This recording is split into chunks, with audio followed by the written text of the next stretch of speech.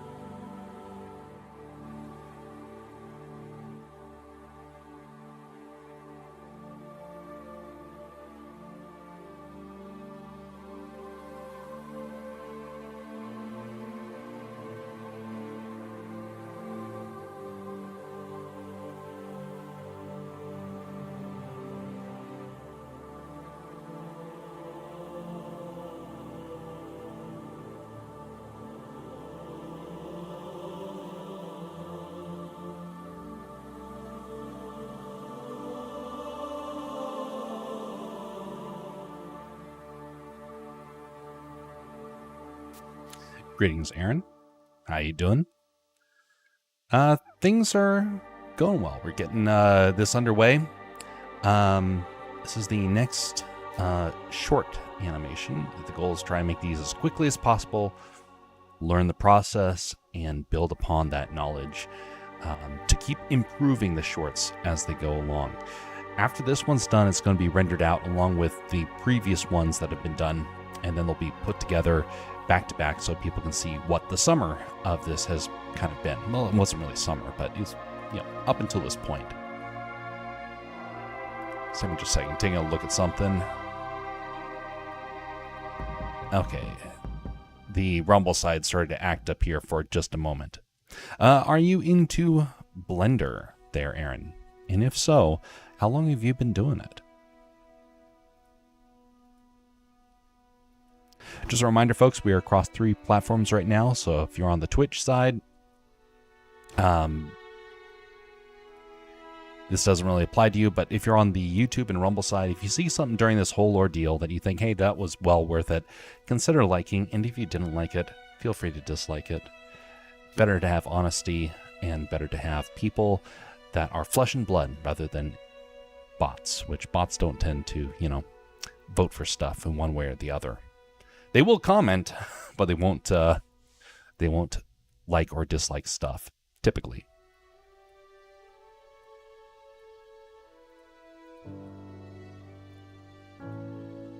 Actually new to the 3D community. Well, hopefully you are able to learn and improve and be able to find your footing in these times. Right now, there's a lot of people that are discouraged, a lot of people that are getting out of the industry because of how AI has kind of taken over everything. There is still great opportunity, and people are starting to find correction in how the market and industry has been going. And so thus, I think you got a fair shot if you so want to carry on that path. So currently this is what the scene, currently this is what the scene looks like. It's going to lag a bit because, you know, it is full screen. I am streaming at the same time. A very simple animation.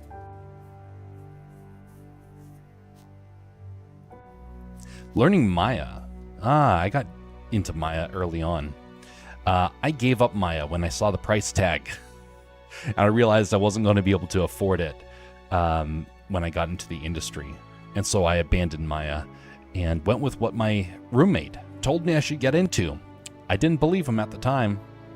He said, "Got to start learning Blender." I thought he was crazy because Blender looked awful. But here I am, years later, and it is a big part of the industry.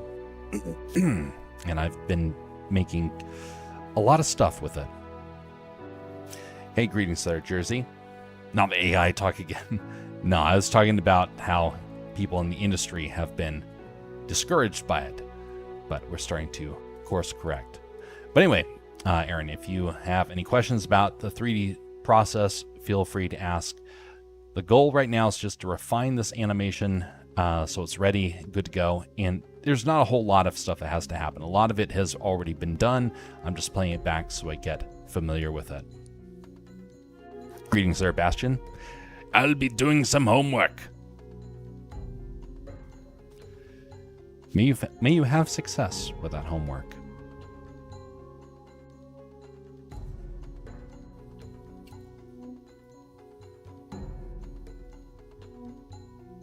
You'll notice there's no feet on this bird. And so I'm trying to make sure to keep his feet just out of frame.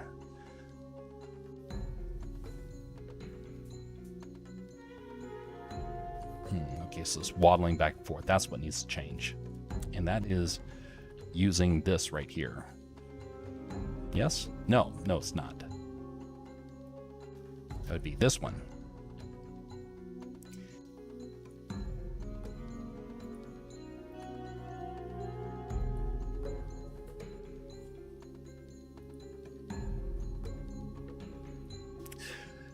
Do you teach? Not necessarily. I give pointers. I give tips and tricks. I don't teach necessarily. I can. I have done it in the past on the occasion. There's too many teachers now. Way too many. Also stream my modeling work. Nice. Well, it's a good way to learn, and I gotta say, I have been, I found a lot of great opportunity to learn as a result of streaming. Streams, though, it's kind of hard to be able to do them compared to what it used to be. It used to be a lot easier to try and get things kind of going. You could have some art streams in which you would find kind of moderate success, but as a way to try and keep your work going. And around 2012, that whole concept came to a crash, and hasn't really recovered since then. Not like it needed to or anything, but it would have made things a little bit easier, I would think. Just for people that are trying to get their work seen. We don't really value that a whole lot anymore. Now it's like, oh, well, for artists to try and get discovered, the whole process has changed drastically. It used to be that you would do work that you knew was not going to pay off because you were trying to get noticed. And if you could get noticed, well, then that gave you an opportunity to try and find clients. That ended, unfortunately. That whole world came crashing down and hasn't recovered. Right now I'm testing around with a graph editor, seeing if I can get something more natural looking here. Let's see here.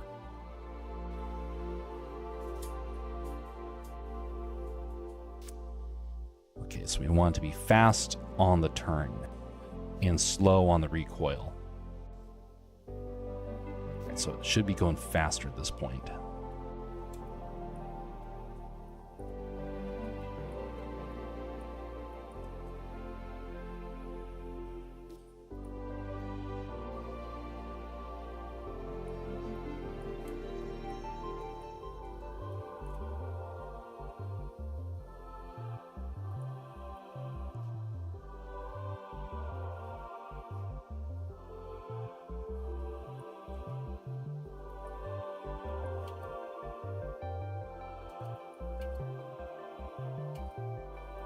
Okay, now the next part, this part of the neck, stretch that out a bit.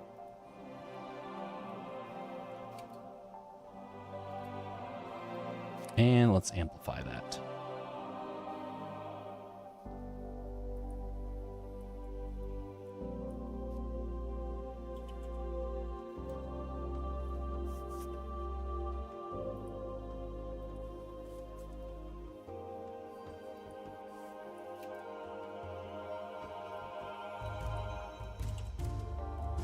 Offset this a little bit.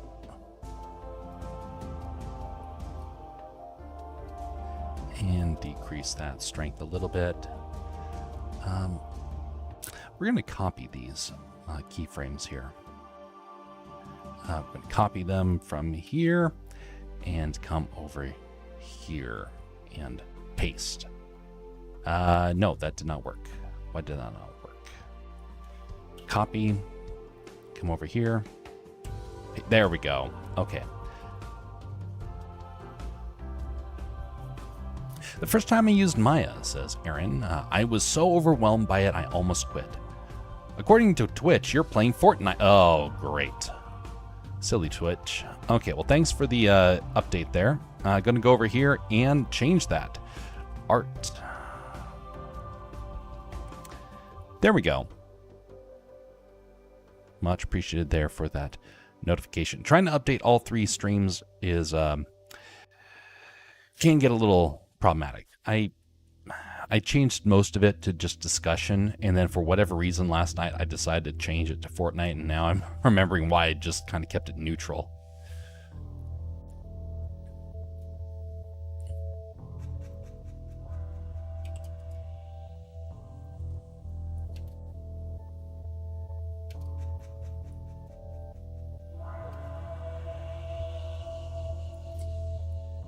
When I was getting started with Maya back in the day, Maya had so much potential. And I'd say had potential because they were doing some things that made it very difficult to really, really get behind. One of the things that they were doing was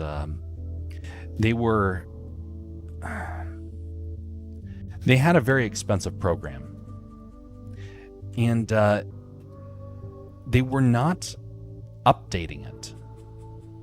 And that sounds a little weird to say. Like, what do you mean they weren't updating it? Of course they were updating it. Well, not entirely. They were updating things that studios were requesting. They weren't updating things that users were requesting. And one of the reasons why this was such a big issue was that there were people that were encountering a lot of problems with their software. And I was one of them. I was having a heck of a time with their software, trying to get it to function accordingly to what they said it was possible. And a lot of the features were actually locked or unavailable because big studios had coded their own stuff. So when you take away what the studios offered to make the program like super high quality, you basically had Blender. And it's like, wow, they're not offering any of these fancy tools that you need. And so that was my first kind of experience with Maya that made me a little more hesitant to want to rely upon it as in the industry. Well, I went to work, and the owner said, hey, you know what? You did really well on a recent project. Whatever you need tech-wise, we're going to get you in. And I said, okay, I would like to have Maya. All right, you got it. And he didn't actually do it, because then he looked at the price tag and he's like, nope, you are not getting your hands on that. And which was kind of fine. I didn't stay there much longer anyway. So they would have been left with a software that none of their team would have known how to use.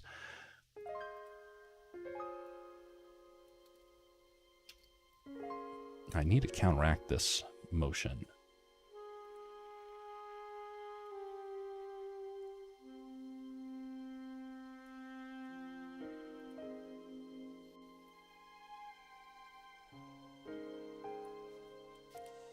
Well, afterwards, I got to my next job, and they said, what do you need? And I said, well, if you want me to do 3D stuff, which will allow us to do a lot of really neat things, we're going to need to have Maya.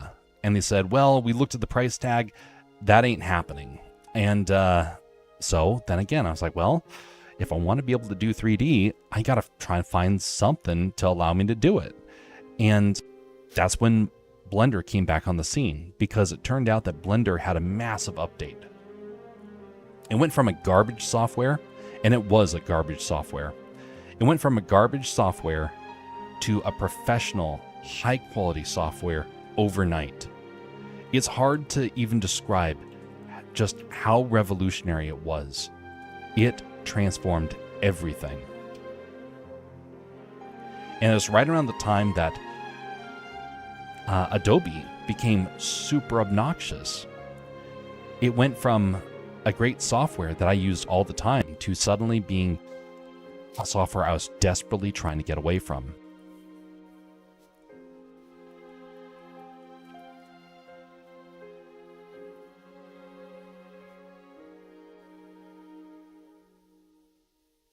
Since then, a lot of the animation software have gotten much better at that sort of stuff.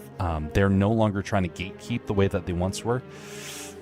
But at the same time, the gatekeeping aspect of it still exists. And it's very hard for people that are not in a big studio to really get the most out of the software.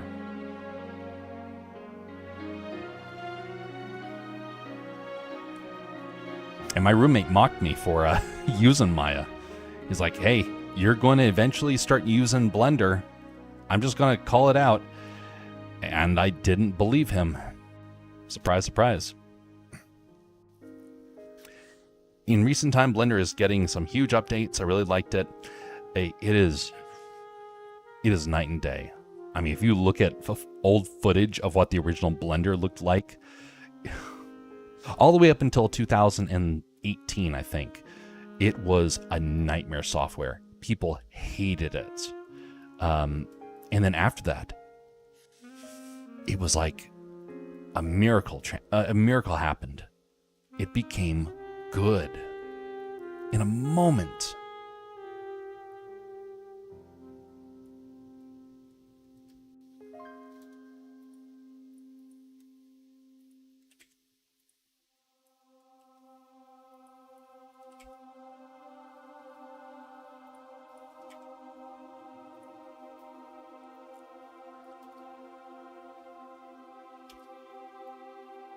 That's a weird motion there.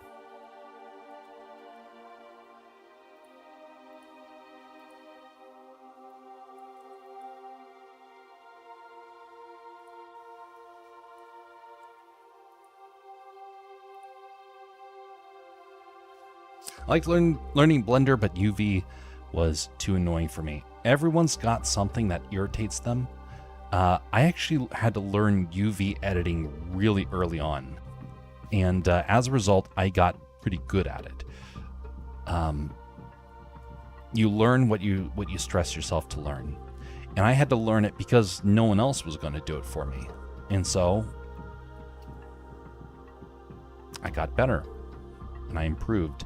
And eventually I became good enough with it where it actually helped me with some of my work. And it didn't quite get me a job, but it gave me the resources to complete a job when others didn't have that ability. Not saying that they couldn't have had that ability, it's that they didn't have the time to perfect it. And so thus it fell to me, and I got the opportunity to get a bonus to my resume and helped out tremendously.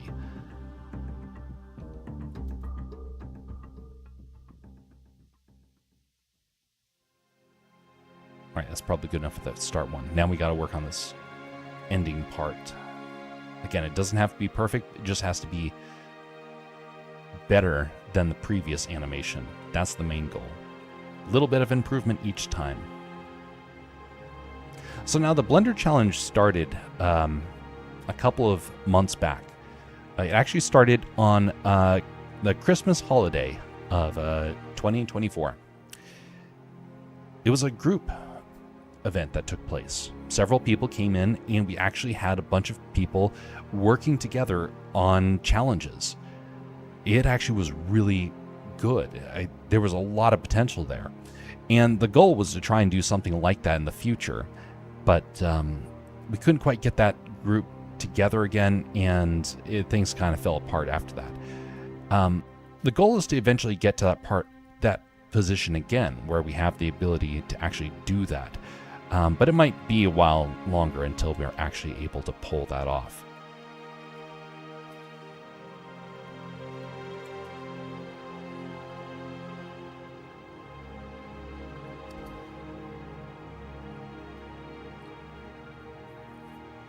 If you don't mind, why don't you also stream on YouTube Shorts? It will help with the views. I have.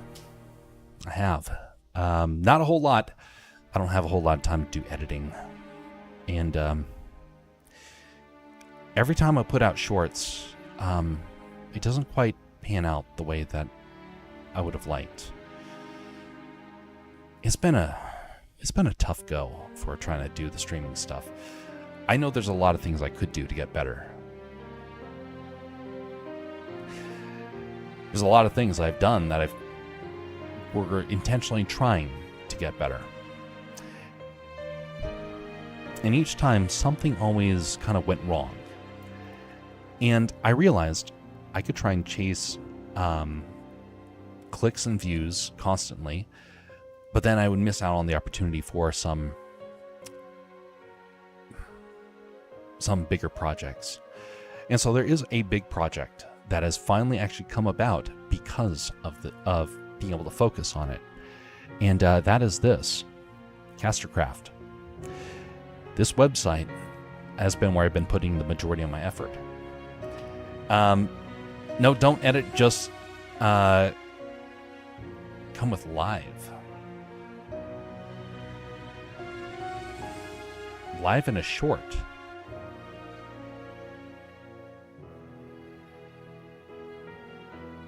I don't know. I'd have to think about that one. I don't know how to effectively do that, so I'll have to do some research into that. But thanks for the idea. Might very well be worth it. I know that these ones right here are going to be, the short animations are going to be put onto there. I have put a couple of them onto the YouTube Shorts, and they've done decently well. When you compare it to what other people get, it's peanuts by comparison. But it does do better than a lot of the other videos that I have.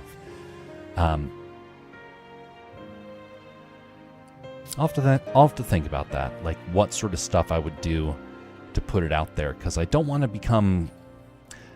One thing I really don't want to do is I don't want to become a channel that feels like it's trying to curate everything for, like, you know, fame or whatnot. I want to do things that are meaningful.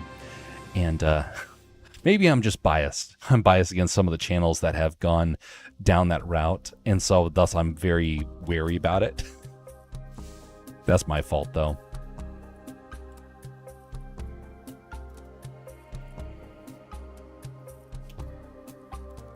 And he swings his neck. We got to go 1, 2, 3. Okay, that swing is just way too fast. Let's just grab all that and stretch it out.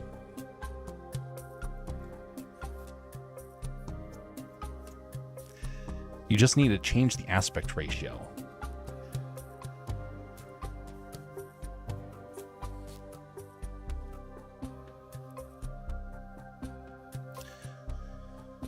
Going live with shorts.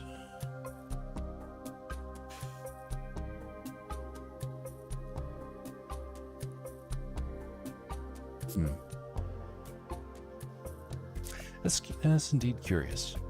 You've given me something to think about.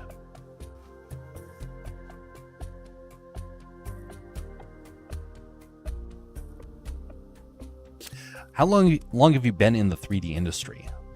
Well, it's that's a tough one to say, because I've been in the special effects industry in animation for since 2014. So a fair amount of time, and I'm by no means a pro. Part of it is that I've had to do everything.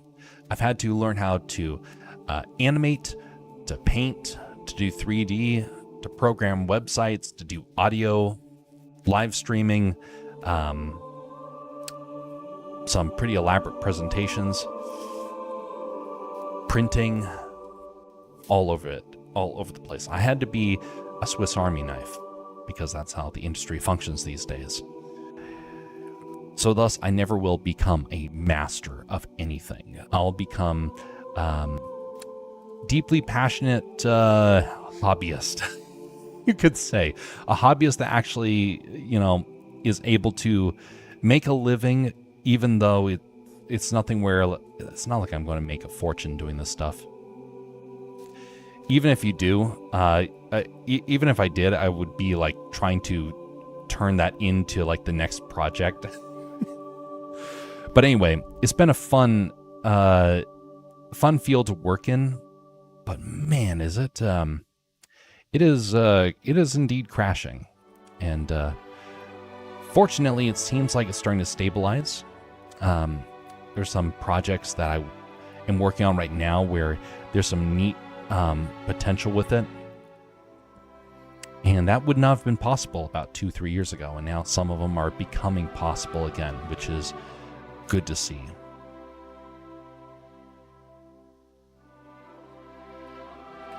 This one right here, that's way too sharp.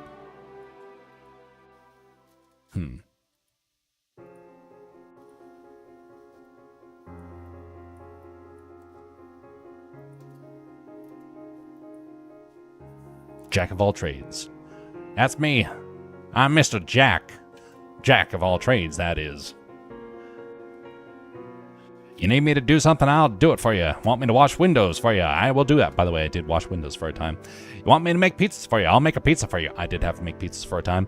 You want me to box up something? I will box up something for you. I did box stuff for a while.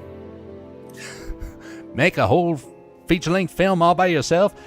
By gum, I can do it. Although it'll take me a long time. That is, I actually had a teacher who, when they approached that teacher, because the teacher became a professor after their industry came back and said, hey, we're not able to keep you all hired. We need you to take on more tasks. Otherwise, we're going to have to shut stuff down. And my professor said, well, I'm not very good at all these new things. And they said, well, you have to learn or you're going to have to resign. So the professor resigned and became a professor and gave a warning saying, hey, you become a teacher when you are no longer marketable in the industry. That's always stuck with me. But something else, which is you have to be prepared to take on all tasks. And so, as a result, you have to be willing to hold your hands open and say, whatever you give me, I will work with. Whatever you need me to do, I will do. I will learn to process, to get better, and just keep climbing. That is a requirement of the industry. And you're not going to hear a whole lot of people talk about that. But it is indeed true. Okay, he comes over here, trip, trip, trip. Catches that. That catch now is a little too slow. Now that I did that, move that back. 1, 2. There we go.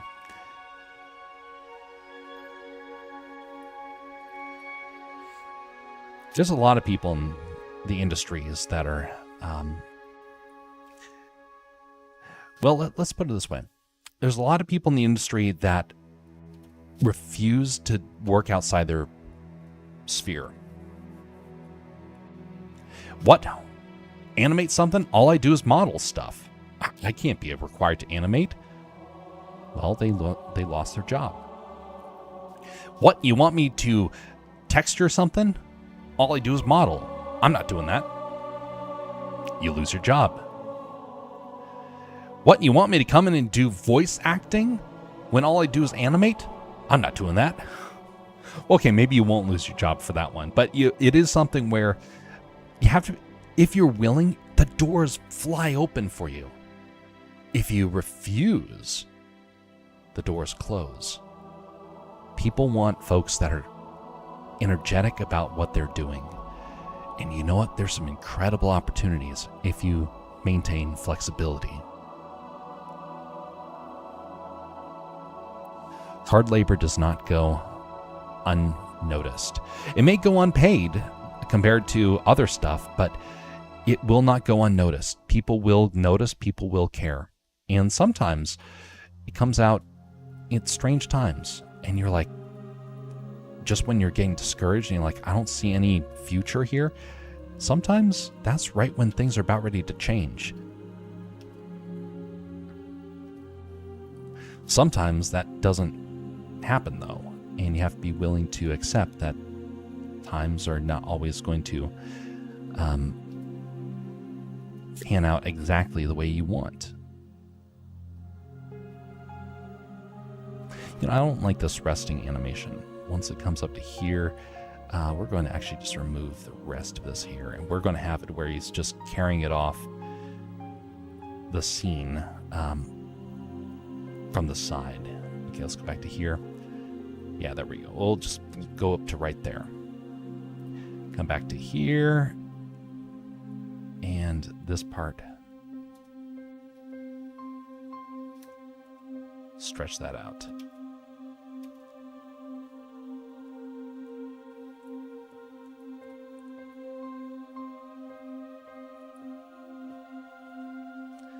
Take that back.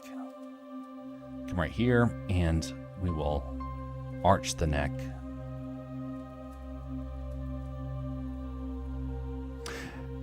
Do you ever do some character modeling? Yes, indeed.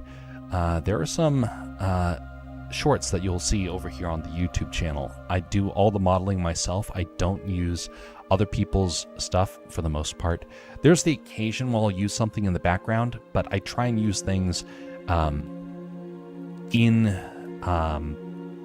things that I have to create from scratch. You learn more that way, and I'm all about learning and getting better.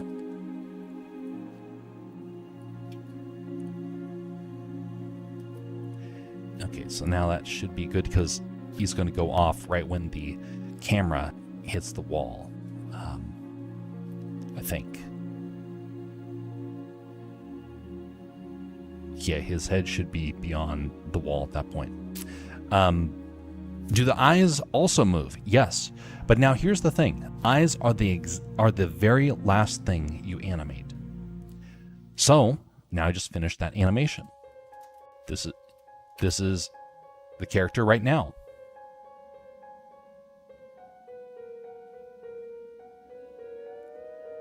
So we have to have him now look at it and then focus. Eyes are going to get a little bit bigger when he sees it.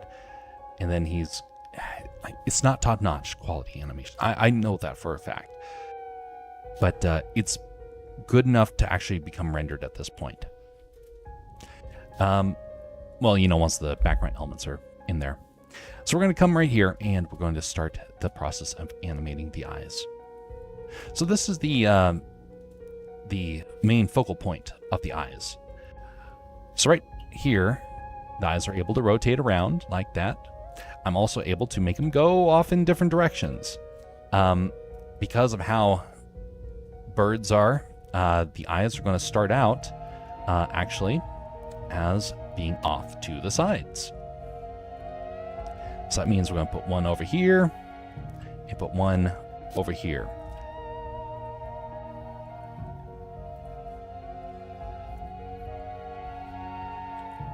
Point them a little bit forward, and now we got there. Okay, now this is where they're going to come focused. Copy move this over here and zero out the rotation on that. So he sees it and then he focuses.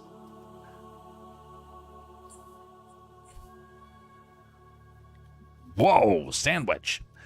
And we come to here, and we're going to make the eyes a little bit bigger too when that happens. So we're going to come right here. And we're going to do that right here. Coming right there, and eyes get just a little bit bigger. Not a whole lot. We just want it to where where it catches your eyes a little bit as the audience. And now at this point, they zero out again when his head starts to move, because that way it helps to blend that motion in a little bit and doesn't look so weird.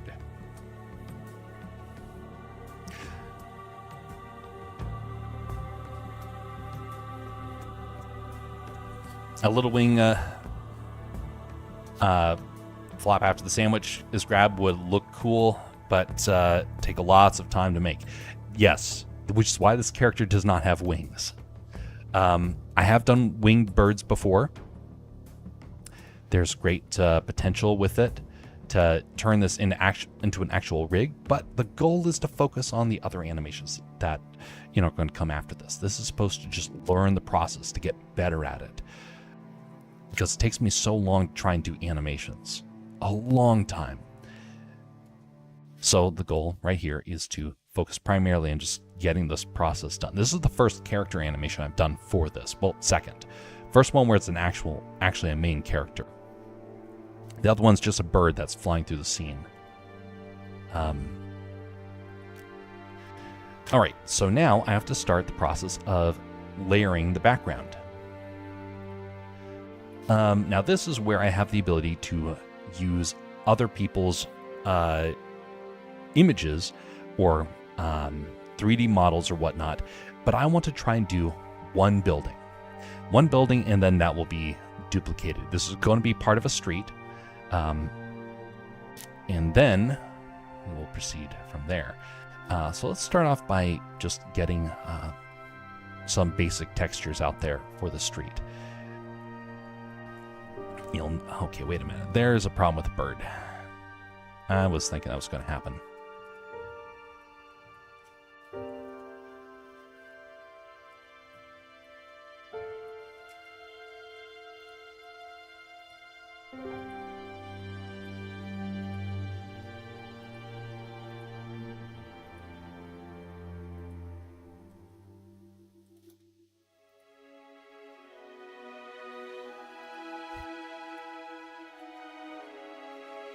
There we go. Now he can look down his beak with no problem.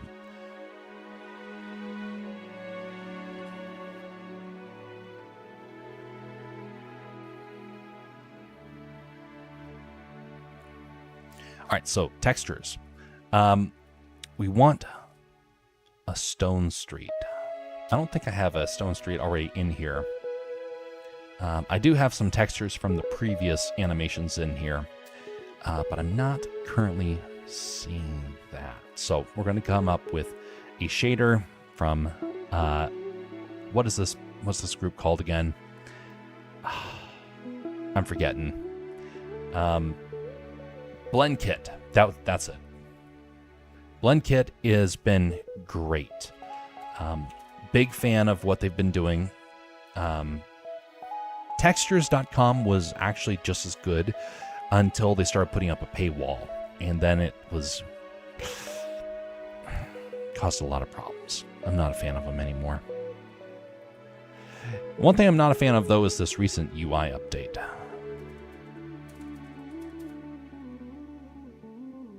All right, we want Cobblestone Street, because I prefer cobblestone streets.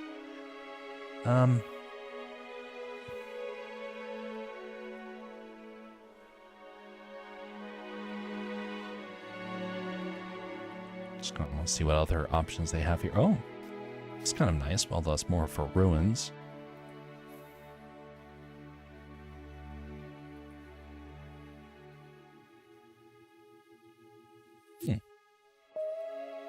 It's interesting.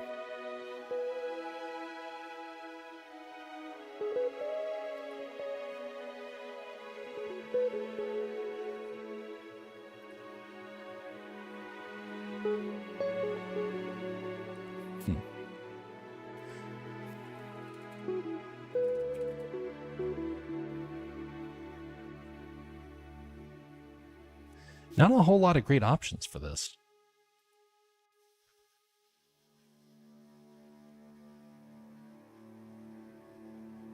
I was looking for something a little bit more colorful.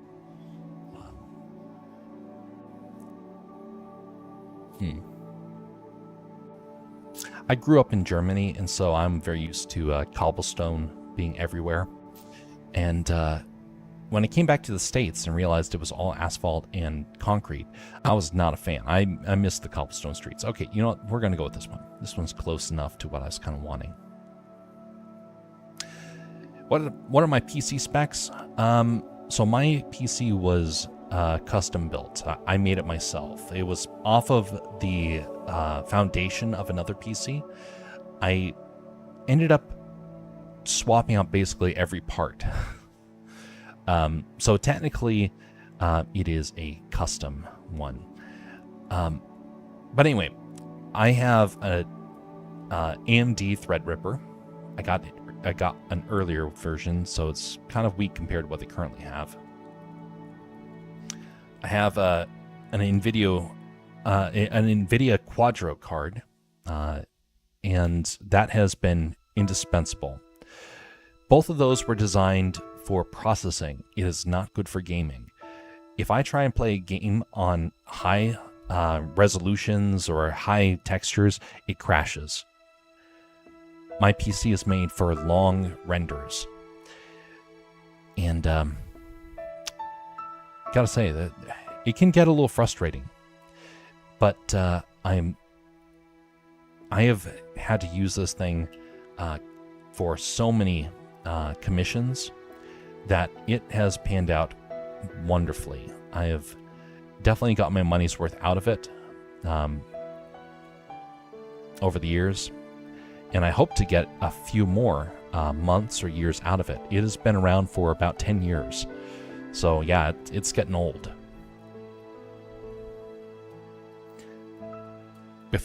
After the German unification, it was after.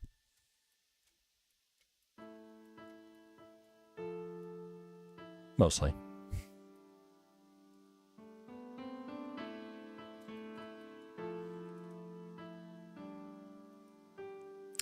Okay, so now we want to set up a building. So we're going to come back to our objects area. Hide this, and we're going to create a new one, and we're going to call this building.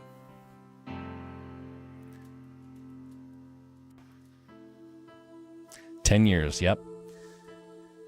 You got to be willing to get a PC that lasts.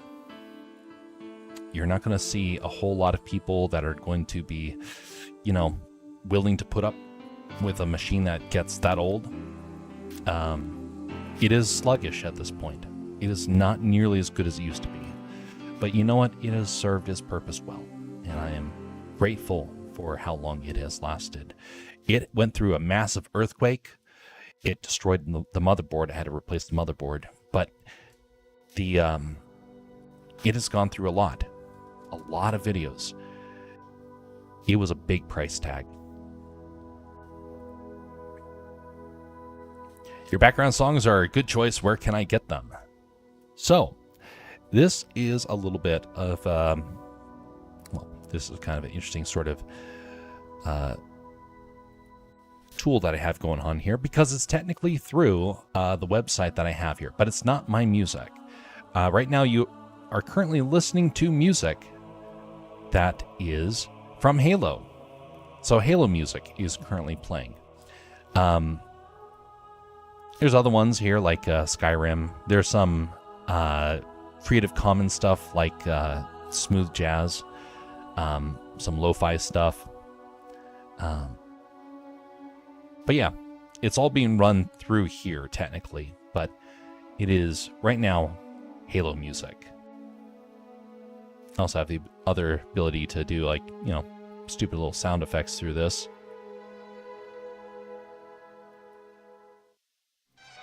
What the dog doing?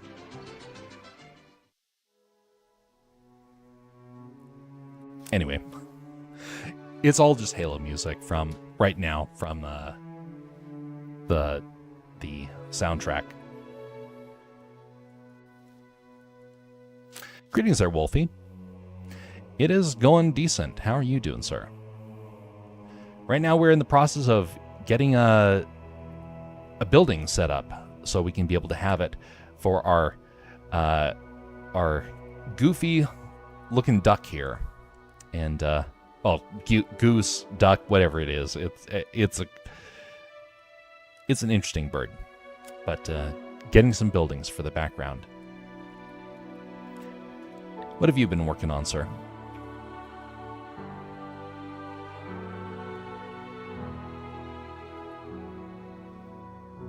Let's see here. Let's have this building sort of scale.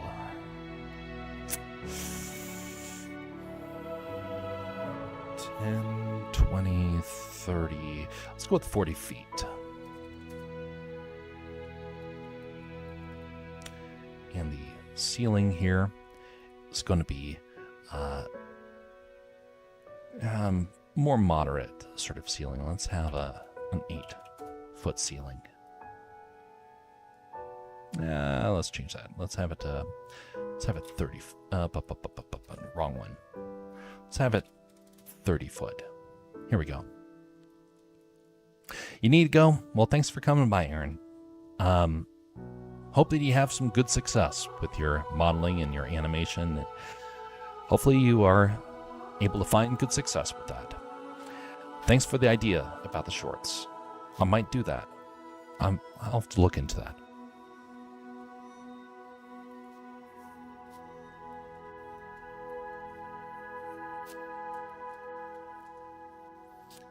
Okay, so now we want to multiply this. That times, we'll make this a 3-story house. Yeah, let's make this a little bit smaller, 20 foot. One of those, like a smaller sort of European style building. Still working on the game, Walk Cycle, but got distracted. Just dropped a new music video tonight. Over on the Rumble side, I assume. Have to be sure to give that a look.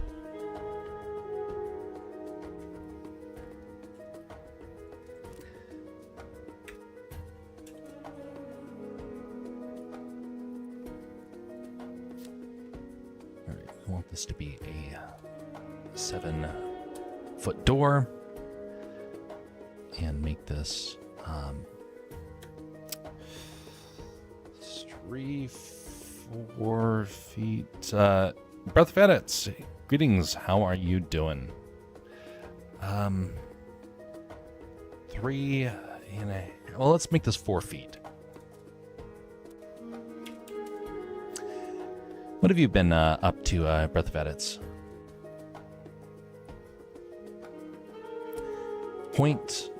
Let's make this let's see, let's make this like German width sort of thing. So let's have it this kind of 10 inches.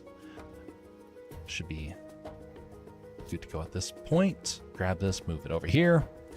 Oh, we gotta look at this from the front view. What is the hotkey for that? I am forgetting. What is the option here? Front view, here we go. Oh, I was on the wrong side. I keep forgetting about the arrow, how that's set up. It's on the negative, which is kind of a weird thing when you think about it. It's always on the negative.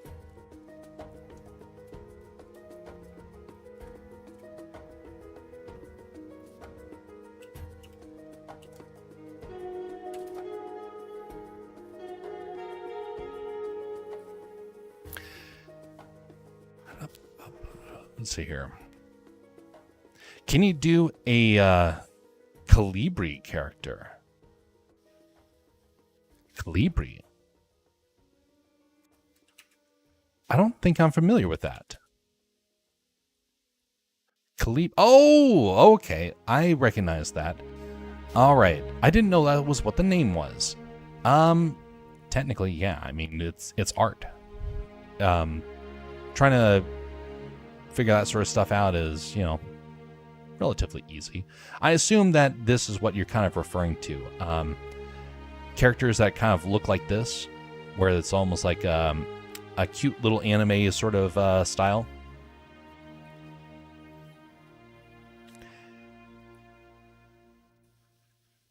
It's quite the common look in many ways.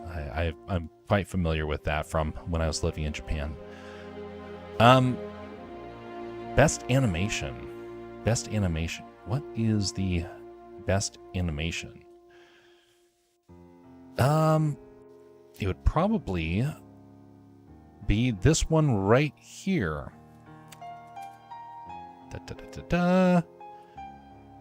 Best animation. It would have to be, without a shadow of a doubt, actually, it would have to be this one right here because of popularity. Okay, so this is the popularity one that everyone keeps voting for as being their favorite. Let me get the audio changed up here. Okay, so turn that off. Turn this on. Desktop audio.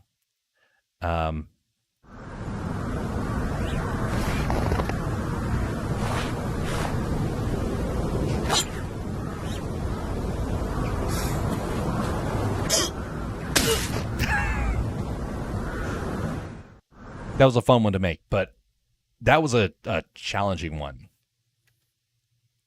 That was indeed a challenging one. Other ones you can find are over here on the YouTube side. All of them are on the in the kind of in the shorts area primarily. Some good stuff to be able to tinker on, to get better at. I've not been able to top that one yet, although I'm on my way to try and figure out how to top it.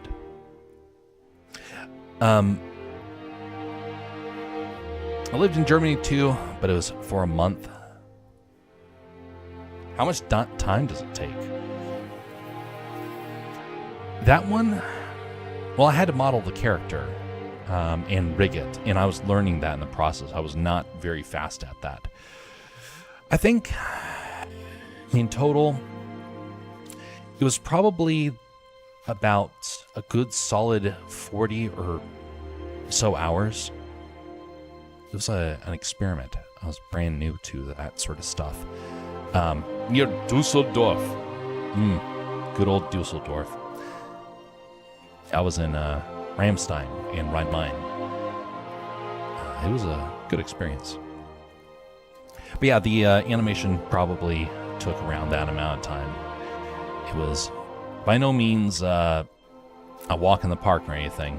I have not been able to top it necessarily, but that's because I'm trying to refine and get better at that whole process. That's been the main focus for me. Get better so that way you can be able to repeat that stuff without any sort of concerns.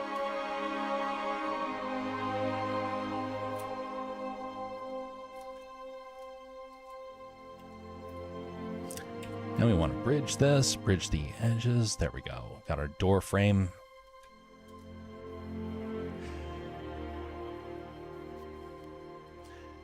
One of the best projects I got to work on, though, was, well, some of the best projects I got to work on never saw the light of day. It's one of the reasons why I started working on my own stuff. Also live in Dusseldorf. Oh, very nice Breath of Edits. That's one of the reasons why I started working on my own stuff. I used to work for all sorts of different freelance projects, and I got frustrated that when they didn't actually pan out. And I was like, well, I got ideas. I want to try and do them myself now. And it has given a lot of great opportunities.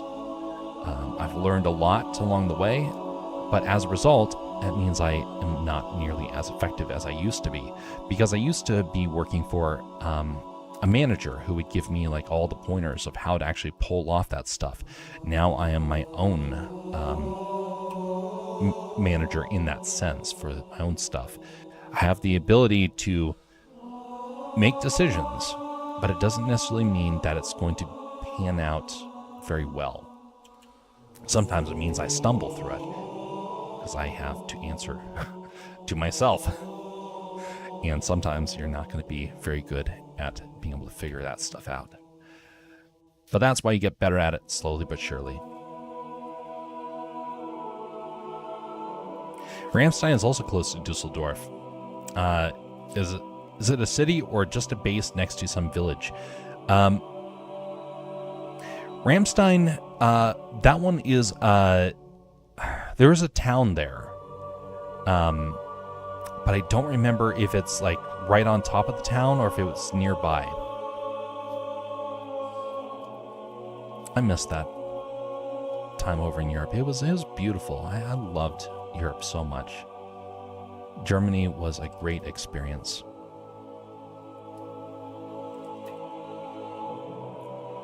I was back there in the 90s, and so there was a lot of great things that were happening back then.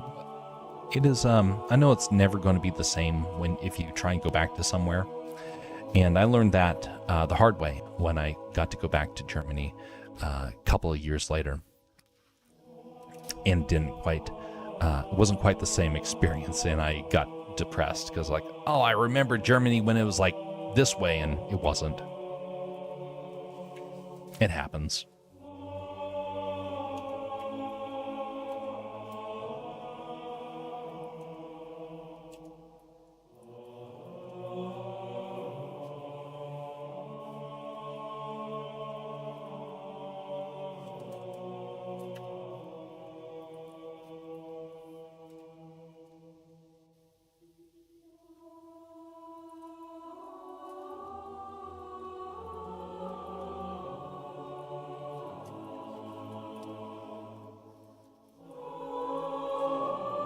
Alright, so now let's try and figure out the structure for this house. The door will probably go something like this. And then I'm going to figure out some windows for this. We'll use a similar sort of thing to this, but we'll actually duplicate this.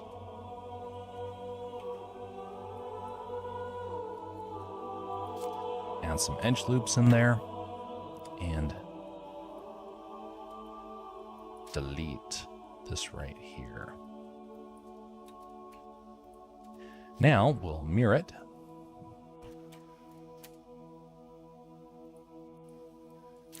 There we go.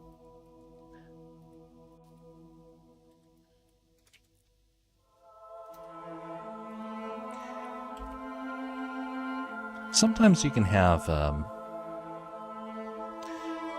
you can have some ideas that you want to pursue, and they don't actually pan out. And you have to be willing to accept that. Although I gotta say, man, it can get frustrating though. When things don't quite pan out, you put a whole lot of effort into something, and you're like, dang, why didn't it work? It worked for somebody else. Why didn't it work for me? They have to always remember that some things in this world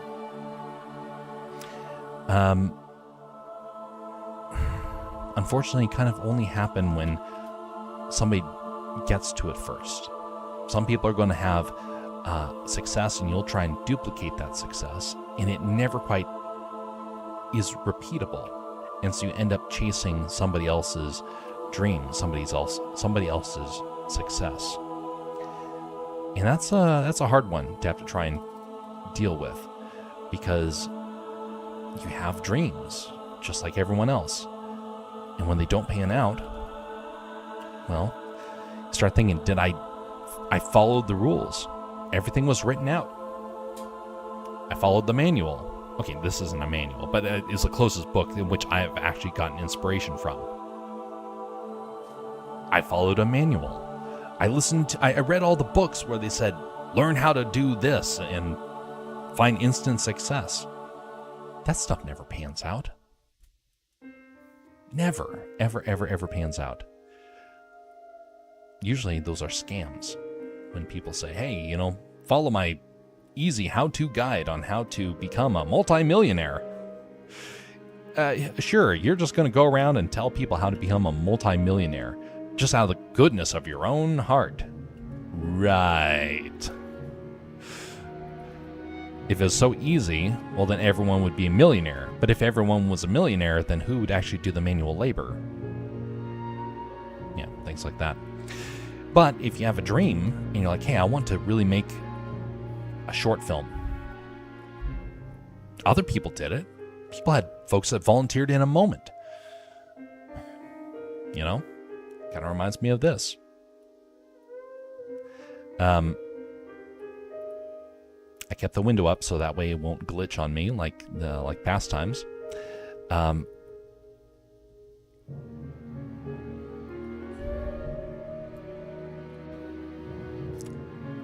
over here to Castercraft and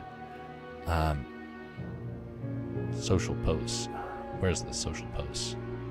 It's right here. Bingo.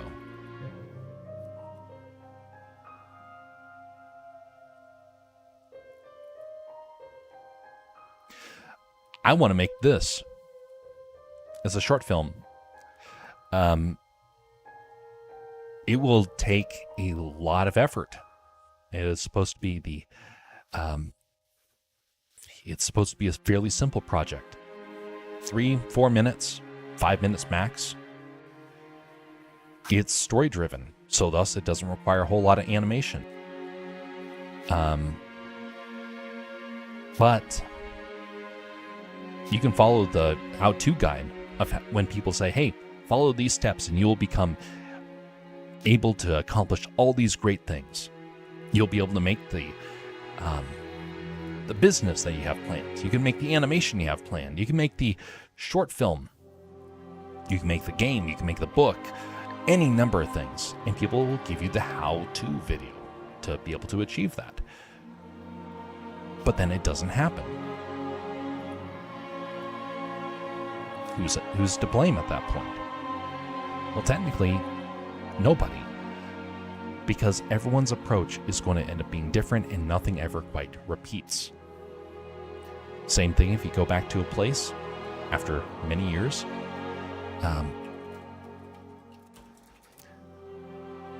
It's never going to be the same experience. You have to be willing to accept whatever new experience it's going to be.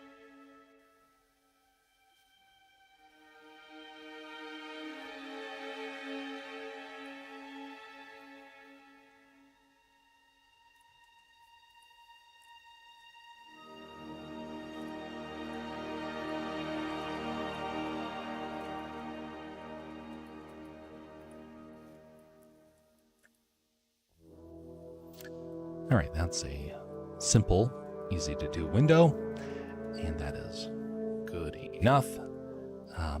Put that in here and pull it out so the glass is there. Good. And now we can duplicate this. Well, we are doing instances. Move this over here. We're just going to have one type of window for this building.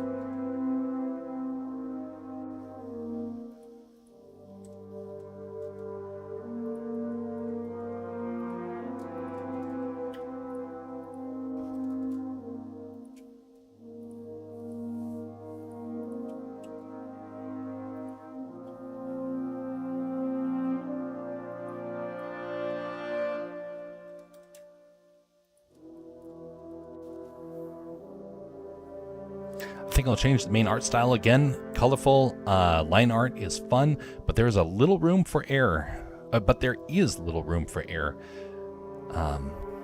There, and it's time consuming. The new no line messy art style is very forgiving and fast to make, and you need only 1 to 2 layers instead of 20. Speed is key for that sort of stuff. You might have found something right there. Something that will work out quite well.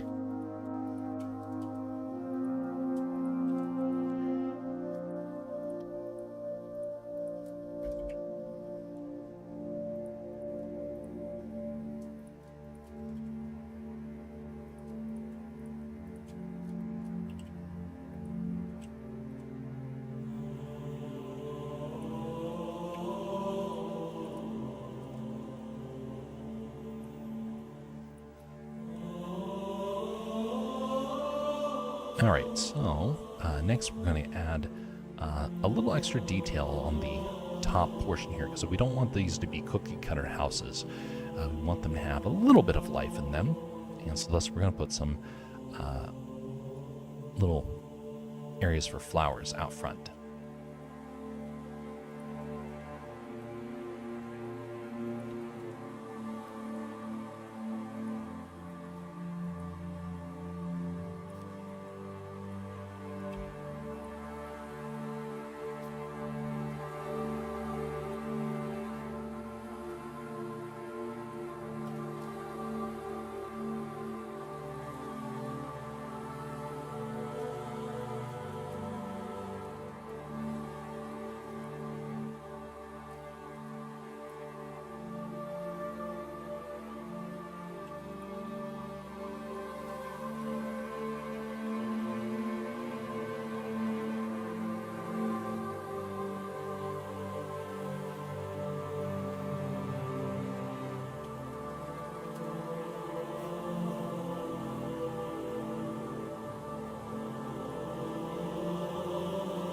Okay.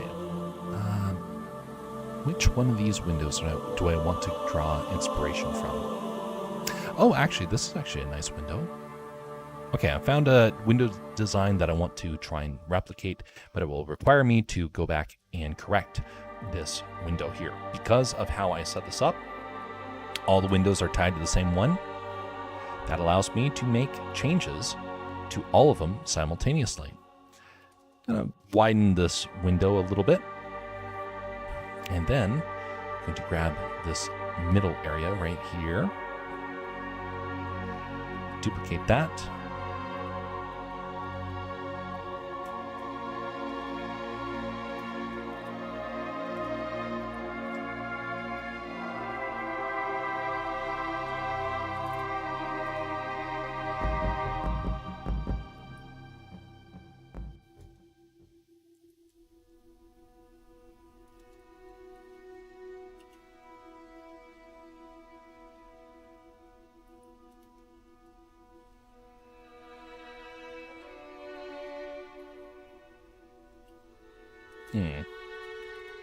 Oh, that's why it's causing problems. Okay, I'm going to come over here.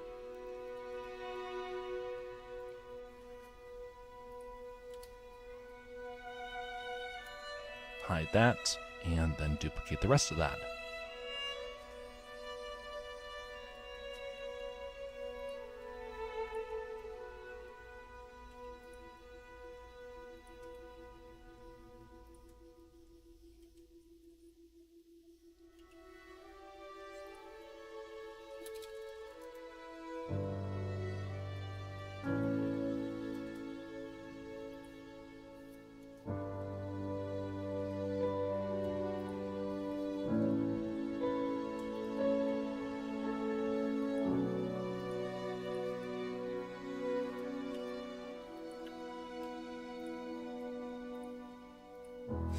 duplicating these faces right here because they can cause some visual issues.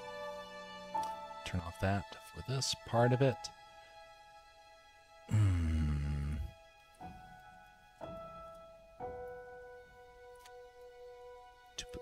Delete those duplicates right there.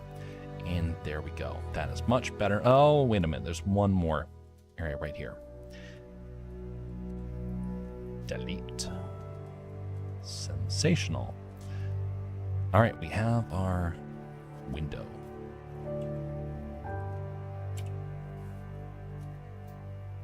And now all of them have been updated. Going to come in here and now build this one up here. What things needs to happen next? All right, I want to go with the kind of the metal look here. And not like this is going to be super close to the audience, so we don't have to be perfect. But I do want to potentially reuse this element at a later date, so we're going to make it, just a tad bit interesting. So we're going to add a new object in here. Actually, we'll just duplicate that since that's already here.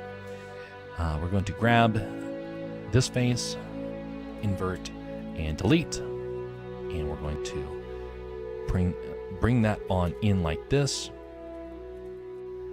And let us bring it even further and solidify.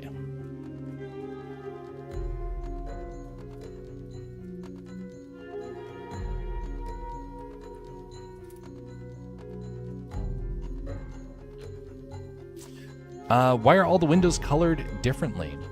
So the reason why is because I'm using random right now for my colors. If I did not, and I had it just on material, notice what that looks like.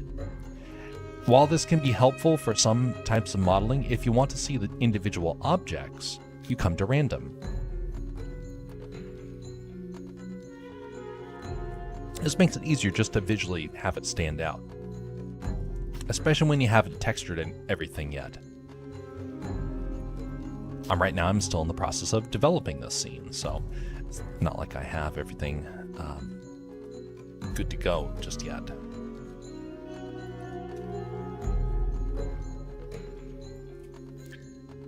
Alright, so I want to have this bow out a little bit like that.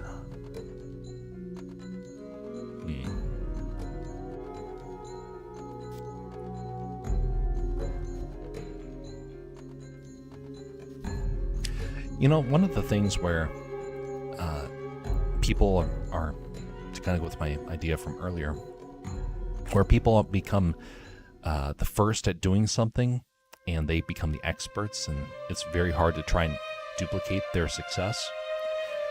That is a very common problem of people that are in the... Just a second.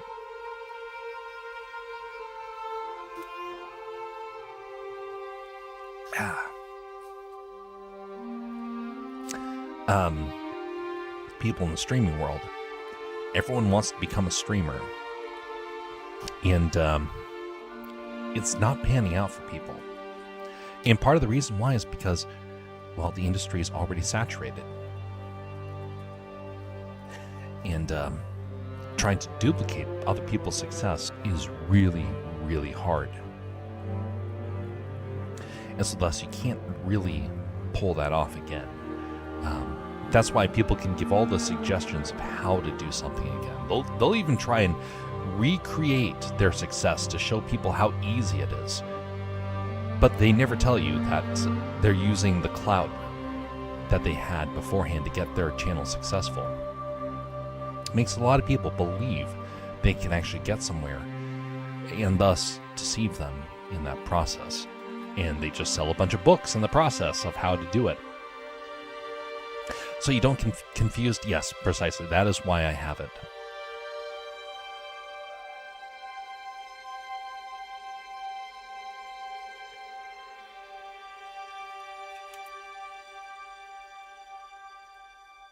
Okay, so now we got this.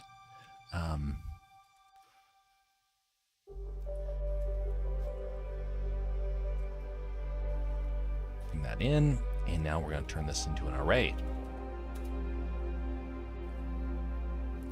Turn off relative and turn on constant.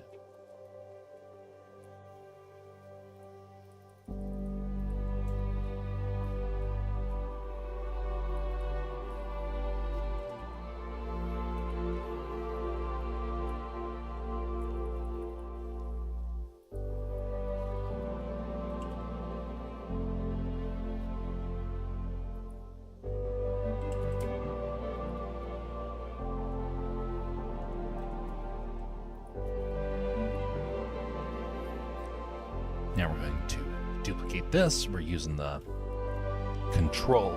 We're not using Control D, we're using Alt D in order to do this part. Oh, rotate the wrong way.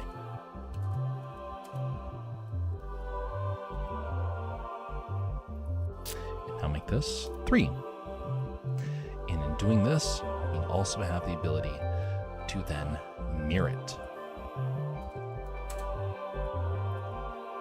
And we can use this as our mirror object. Ta-da!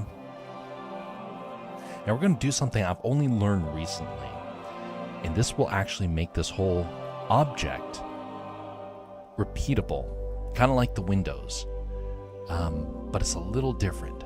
So you'll see what I mean in just a moment. Right now I have to finish modeling this. Do you sometimes import stuff from your previous projects to speed up the process? Yes, I actually do. Looks very European. That was the goal. Yeah, I do import a lot of stuff from the past. There's some projects I've worked on that bring in, like I've recently started developing some foliage that I duplicate and bring into projects again. Most of those are for work though. I don't have that same collection for my own personal projects, except for the Lego projects. Most of those objects have been built, and I get to reuse them over and over again. During these shorts for the Blender Challenge, I've started reusing some elements, like this one right here. The table is from earlier. I used the table in a previous animation, and now, oh, and I also had the drink. Was it? No, that one I modeled here. But I have shelves that I reuse. I have chairs that I reuse in these things.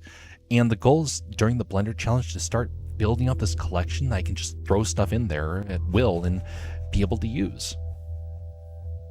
The Lego trees. Yes, I have used the Lego trees like that. That saved me a ton of time. An absolute ton of time. I use mountains, for example. I have a couple of mountains that I can reuse over and over again now. I have a map of Alaska that I use over and over again. That one's for work. But yeah, this stuff does get reused quite a lot, and it does turn out quite well, honestly. I like some of the different uses I've gotten used for it. Sometimes it works out perfectly. Other times you have to go back and, you know, do corrections.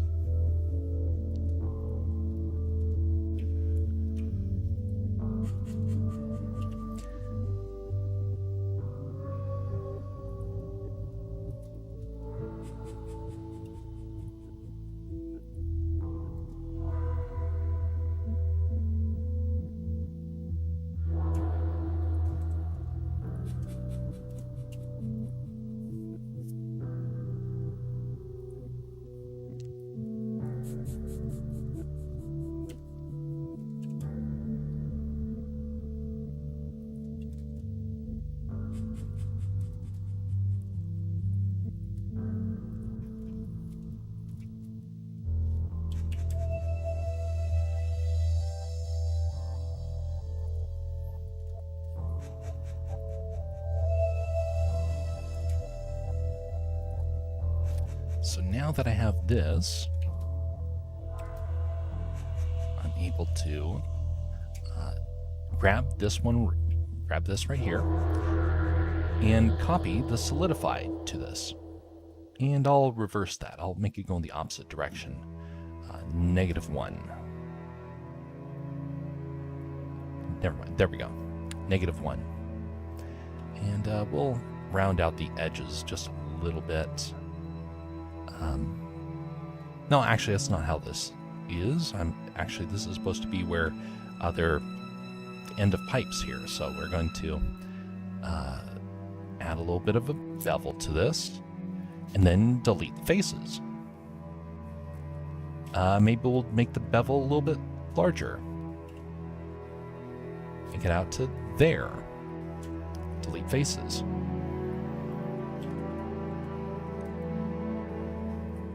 Grab each of these and move out. Perfect.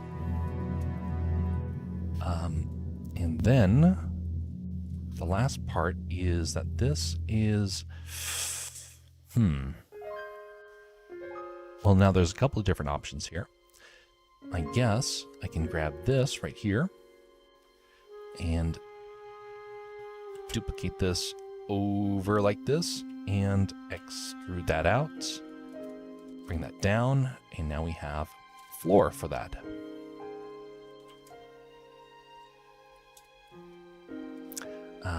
Let's rotate that 180 degrees so that way I can better line it up. Lovely. Do you sculpt for doing terrain? I do, actually. I've done quite a few sculptures for terrain, and I gotta say, I actually do better sculpting for terrain than I do for characters. Which is, by the way, not very good. All the same. Alright, so now we're going to grab all these right here. And we are going to make sure that's good to go. We're going to parent this to there. So now we grab that. Perfect. Zero that out. And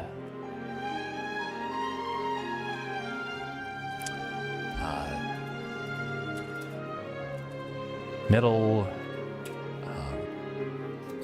bars. And let's make this subcategory.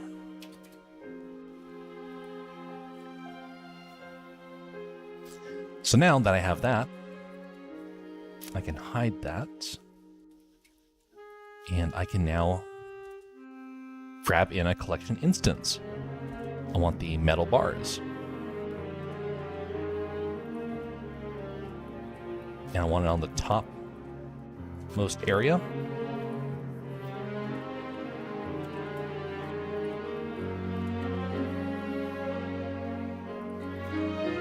Perfect. And now I can duplicate this and move it to each one.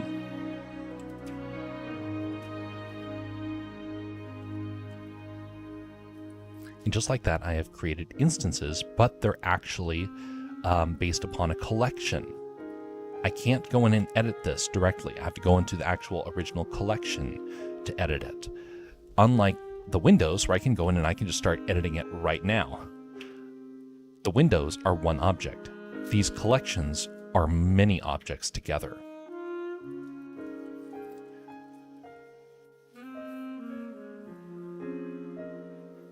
All right, so what is something else that I need to do with these windows to make them, well, actually this whole building as a whole?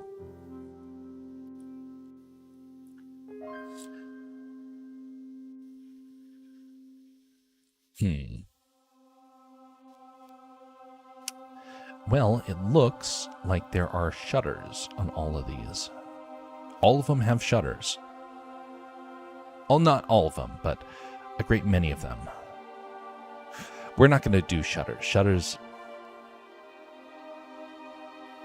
No, we are going to do shutters, because I actually did shutters on the very first one. And I think I still have them in this collection here. In this file.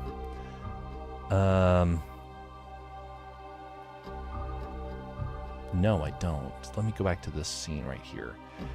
Maybe it's on one of the past ones here.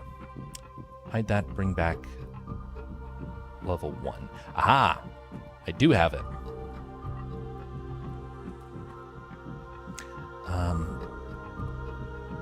Set 3.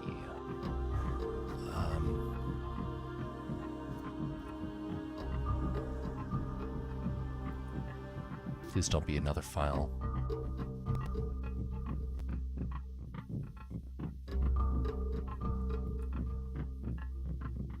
It is another file. Phooey. Oh well. I need to grab this element anyway. It's freezing, so stand by just a moment.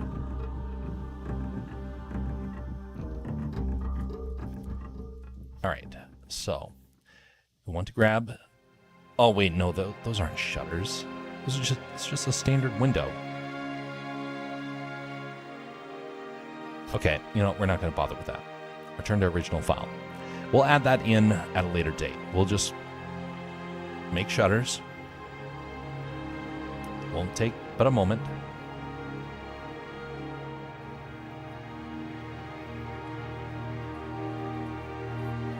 We'll just stay on this project and we'll call that good.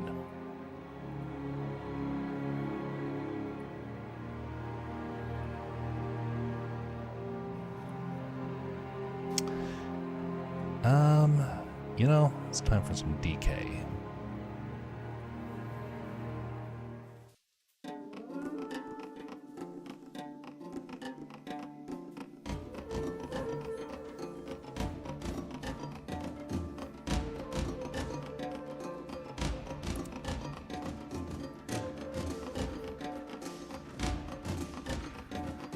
I need to get a German sound effect. I don't think I have a German one yet. We got many Japanese related ones and American ones, but not German.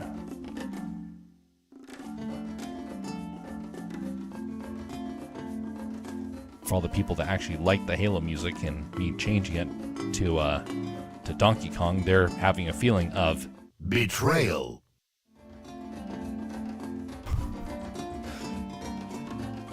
Anyway, all right. Quick window shutters here. So we're going to come in here. We're going to grab this. We're going to put this into a collection, and we're going to call this window sub here. Okay, wrong one. Okay. Nope, it's this right here. Window with nope, plus shutter.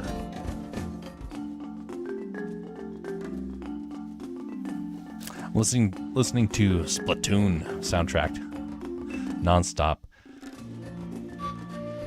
I know a lot of people really like that music there. We're gonna move that one over there. Duplicate this, move this into this position.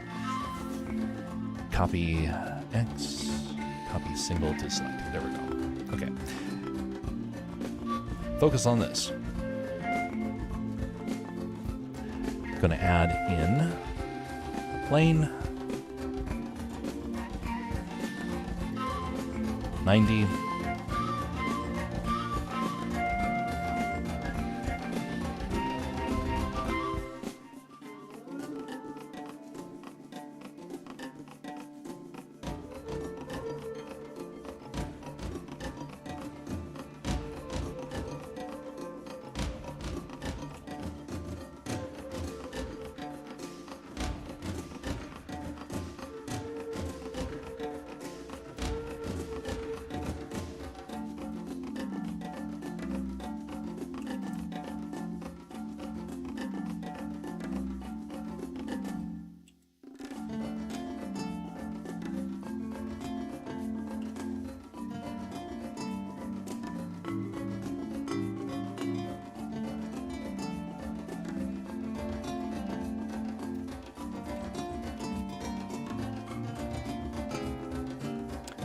All right, so now we come in here. I just duplicated that, and so that way when I make this change right here, it will mirror over there.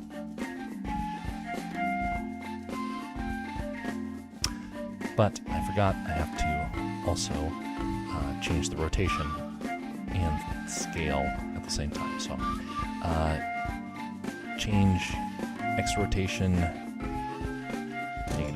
-1, 0 the rotation. There we go.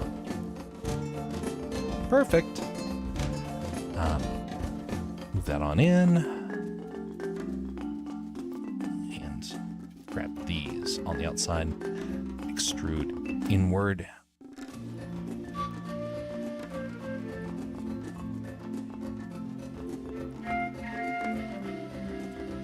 Bridge edge loops.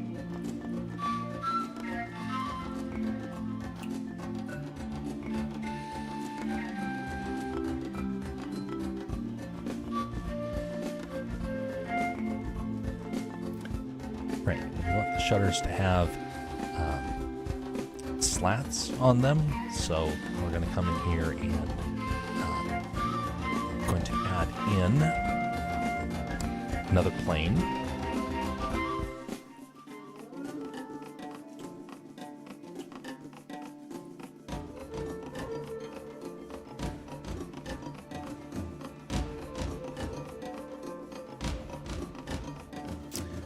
Let's copy all to selected.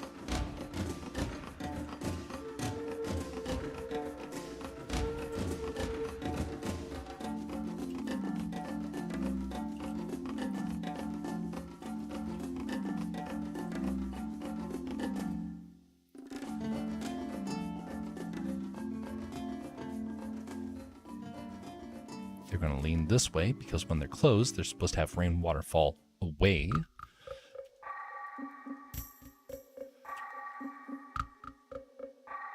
Slats will come out a little bit. And then move this to the top.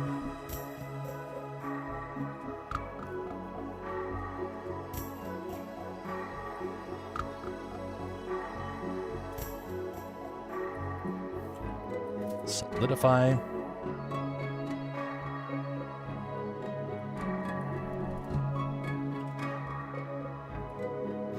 And array.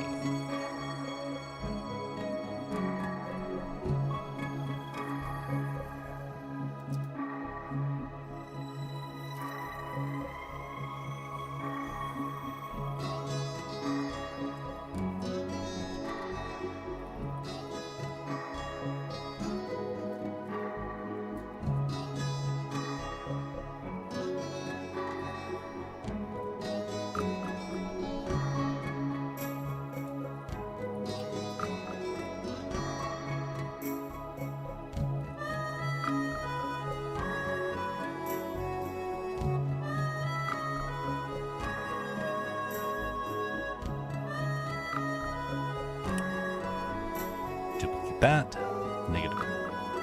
-1 on the X. And then grab this and copy single to selected. There we go. Just like that, we now have object with windows and shutters, and we can add in that collection.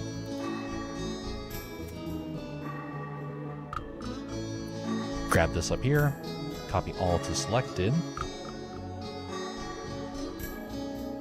Oh, just a second. My bad.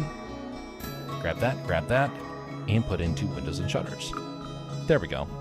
It was in the wrong collection there. Duplicate that. Copy all to selected. Duplicate that. Copy all to selected. Okay, now we notice a problem. The windows are having overlap problems.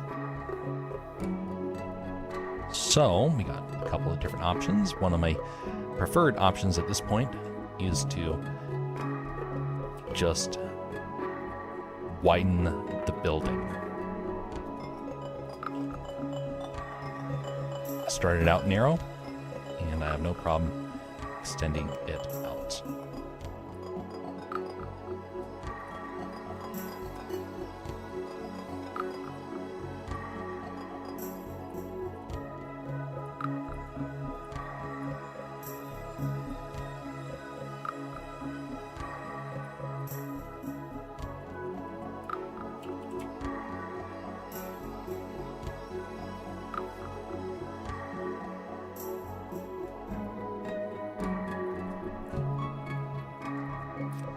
door technically would be aligned a little bit closer to where the window is.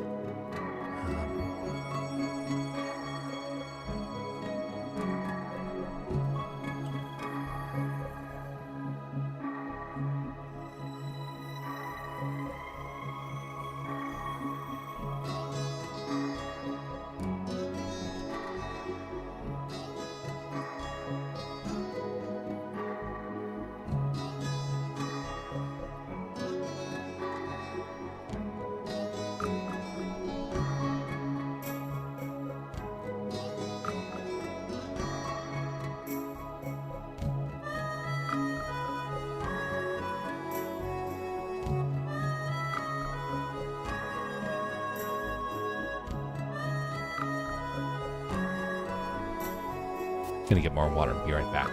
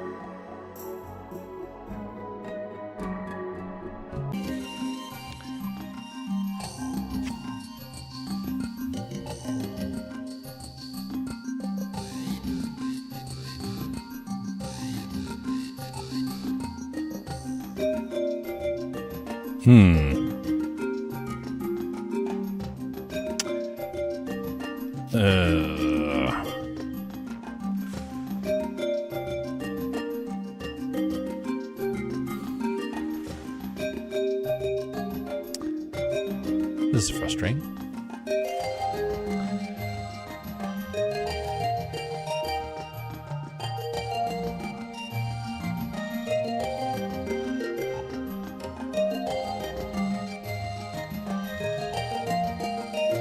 Looks like we're back. Looks like we had our, fortunately not as common, midnight stream glitch that has been happening over the last couple of months. It's gotten better in recent months, but it happens every now and again. It looks like everything got restarted. Everything.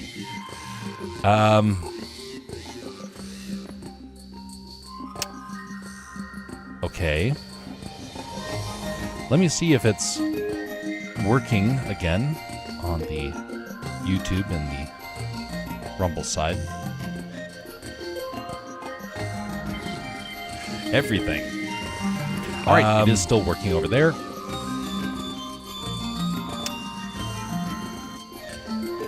That's one, and checking the second.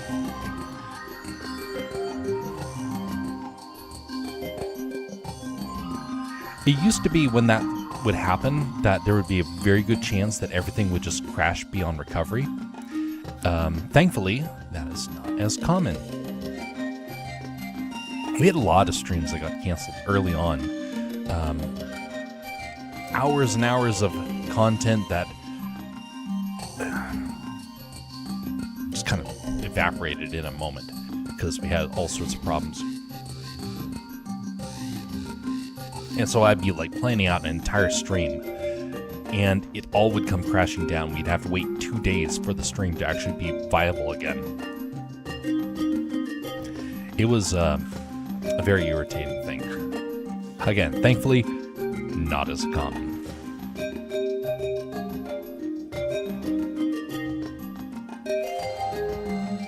Alright, so we're back to trying to finish up this building.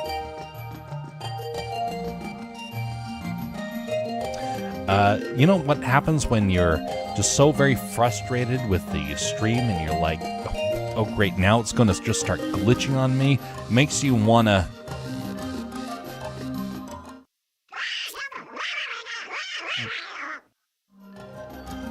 I gotta work on the timing better for that. Alright.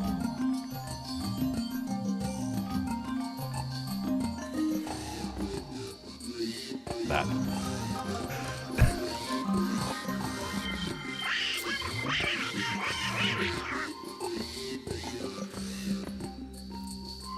Oh, wait a minute. Holy smokes. I thought there was an echo. There we go. I forgot I turned that on for when I was showing the animation from earlier. Pearl Noise in Clip Paint Studio. Yeah. Not a whole lot, but yeah, I've used it before.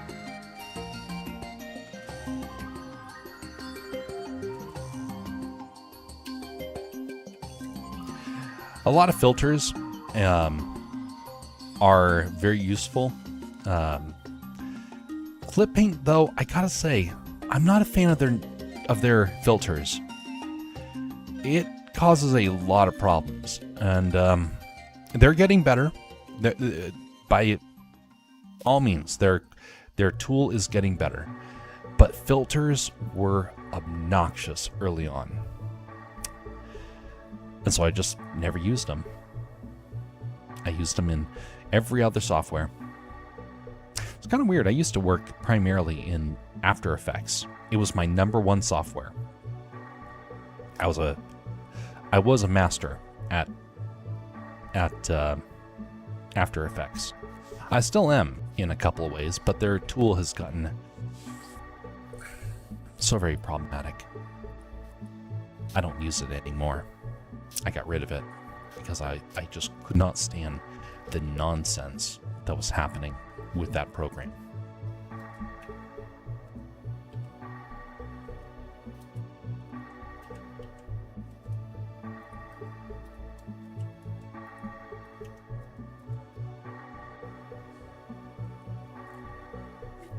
Just want to add a bit of grain to the colors, but Pearl Noise is just not the way. Some grain. You want to add noise. Just basic noise filter. That actually is pretty good. Or, here's the other option. Import a texture and have it multiplied over top of your colors. That's what I do.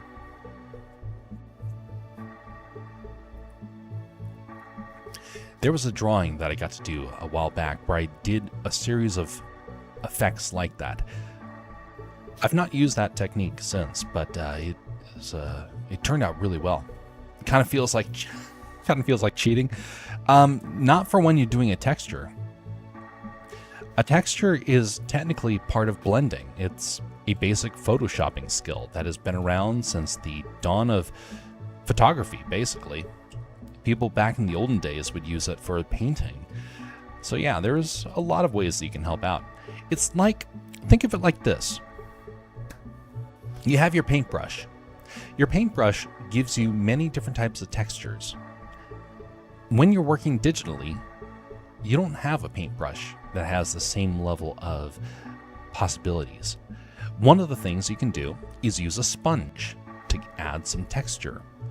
We don't have a really good sponge in the digital world. And that's one of the reasons why grunges exist. A grunge is a texture that you are able to multiply over top of it. Sometimes you make your own grunge, sometimes you use a preset. But it is a very useful way to add some extra level of detail, especially if you want to texture things. Your artwork is where you put the majority of your effort. Texturing is something where you have to get basically almost like a preset for it to be able to get the most out of it, because otherwise you will end up having a nightmare for having to color. Even back in the early days of animation, they had some of those techniques figured out.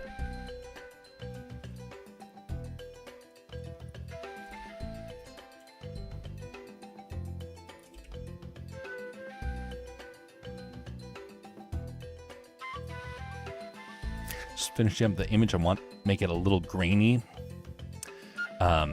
in some areas so it's not so plain. Well, you know, a texture does help out a lot.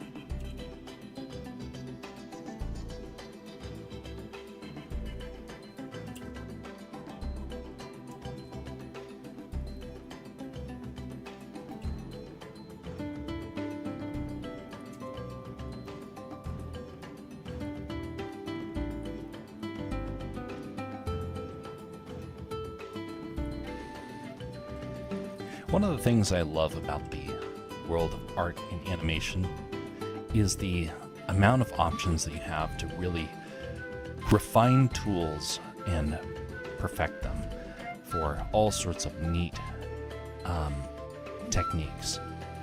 Now, some people take that and they only go about and make templates. That is not very good. I am not a fan of templating everything, but I understand why people do it. It's just not a technique that I'm very fond of because, because I missed out on an opportunity when I was much younger. I was just getting into the industry, and I lost a great opportunity to somebody who used a preset. And I was like, wait a minute, I put the time and effort into this. I worked hard for this, and you're just going to write it off like I was, like what I did is worthless. And the person's like, yeah, we don't want your stuff. It was infuriating because it's like, well, I put the time and effort into it. I've learned the technique. I need to obviously I can change things because I understand the tool to such a degree that I don't need a template. And the person was like, no, I want the template that I purchased for $100 rather than your basically free work that you did for me.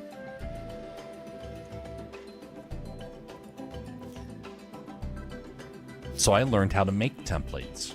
I made templates and used them for my projects. That helped out when I was at the TV station. Very common set of challenges that I would have to do is make things that had to be reusable.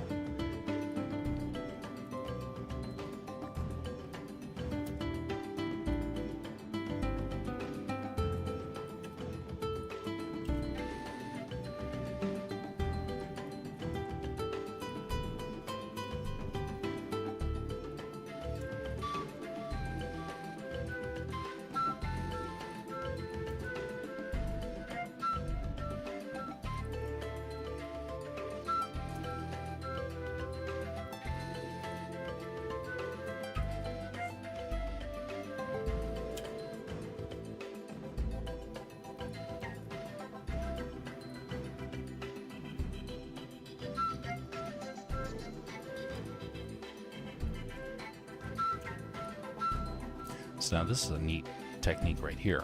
I'm going to mirror it. And then we're going to create some shingles here.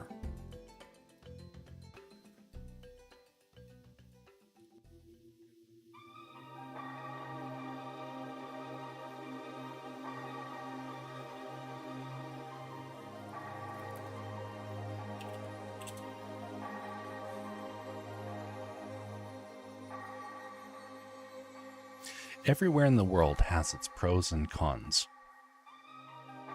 If we can't acknowledge the cons, we can't really appreciate the things that are good. Sometimes the good gets outweighed by bad. I used to not think that. I used to think that people, that things were basically going to be far closer to basically whatever you made of it. Well, over the years, I actually learned some of the cons that can happen when you're at a location. Things that become very hard to overlook.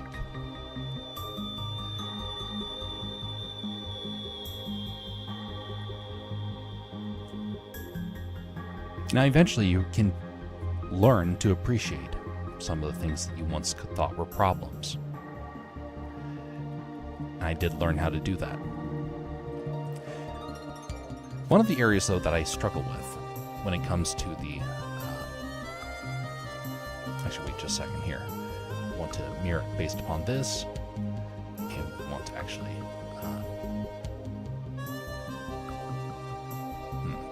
just a second here, before I continue that thought.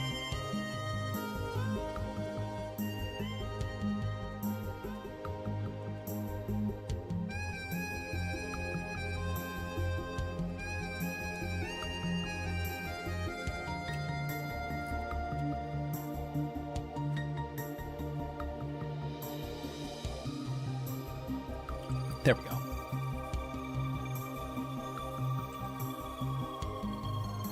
Okay, so as I was saying, sometimes you come across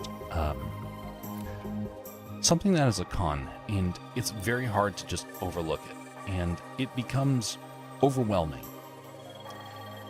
I've experienced people that they find something negative, and that's all they can think about. I confess, it can be a hard thing to try and overlook negatives of a location. But sometimes we become so focused on the negatives that we start looking for them in everything, and we're unable to actually appreciate anything because we are so focused on looking for the bad that it consumes us.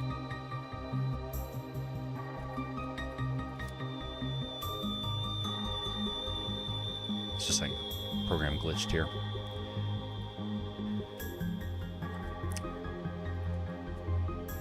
When I was living in Japan,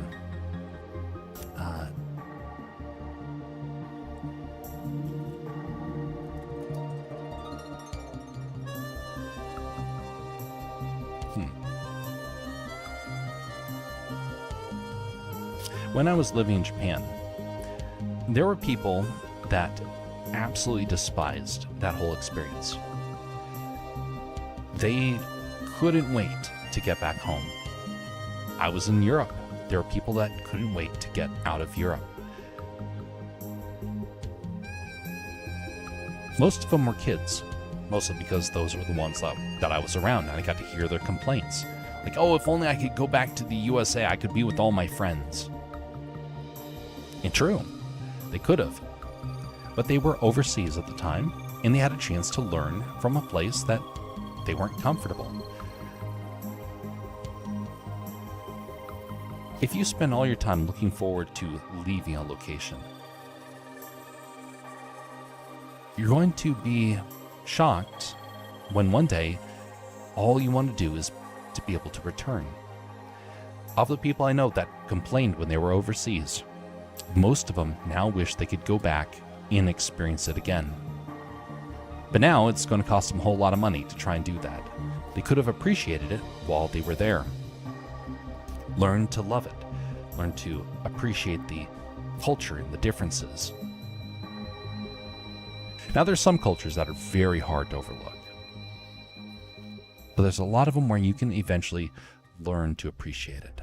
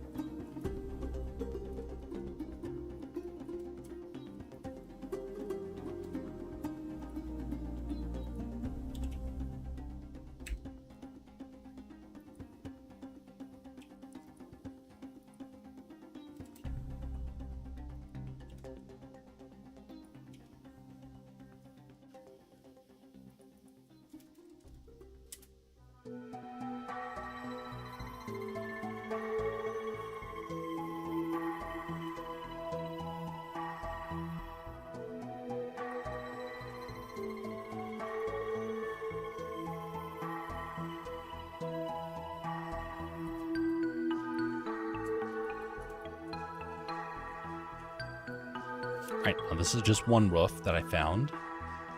Not saying this is what all European roofs look like. This is just the one that I found that I was deciding to model it off of. And also is one of the easier ones. So we're going to take that and move on from here. You learned how to do the purling noise. Nice.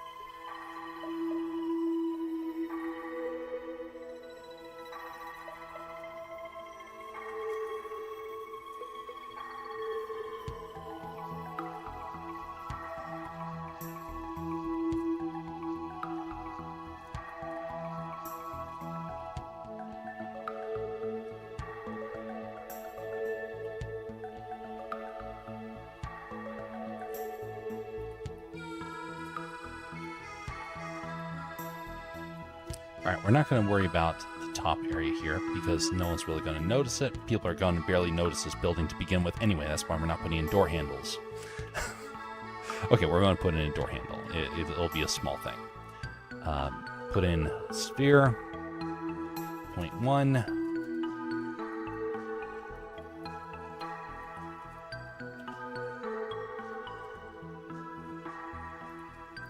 very simple door handle.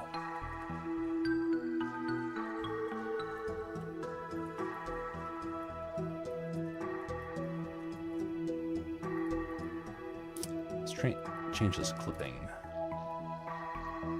to 0.1. There we go. Much better. All right, that is our European style home. We are going to texture this now, and we're going to use some of the textures in here. We want wait a minute.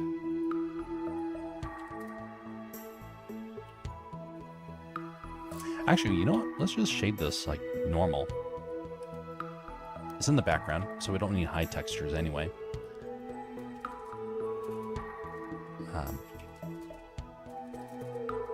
Shingle.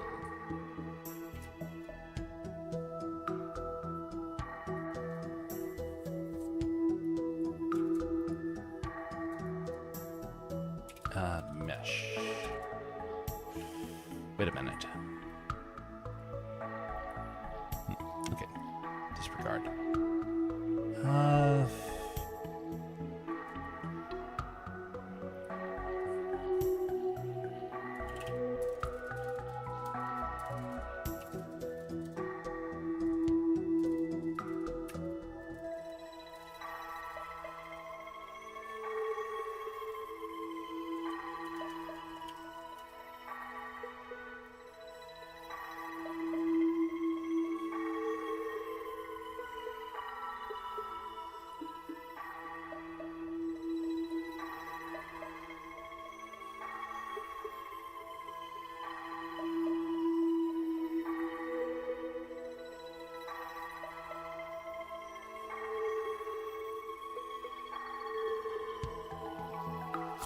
Oh, ho, ho, they actually do have this. Okay, geometry.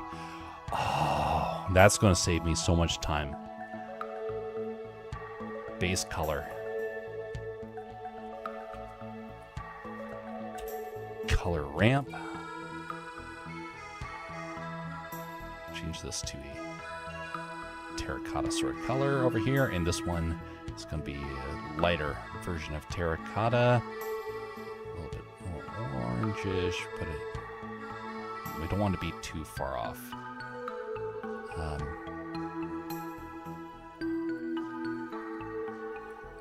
There we go. Now, per island, what is the...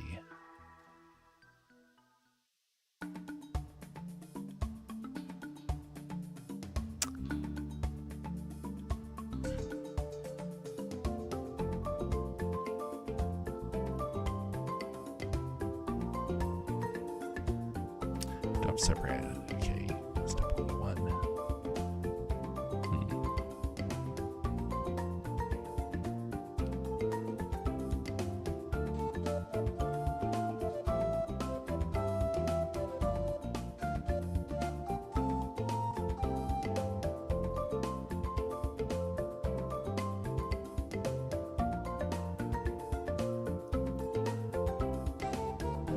Okay, let's see here.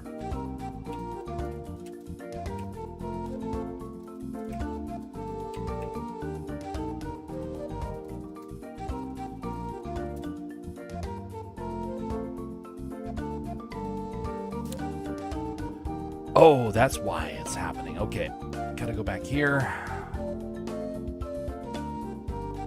Array, apply. So now we got that.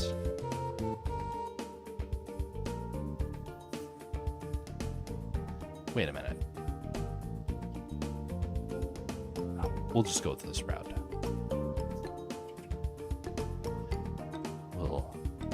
Before we do that, we'll duplicate this. Duplicate and hide. Now this one. Apply. Apply. Mesh islands.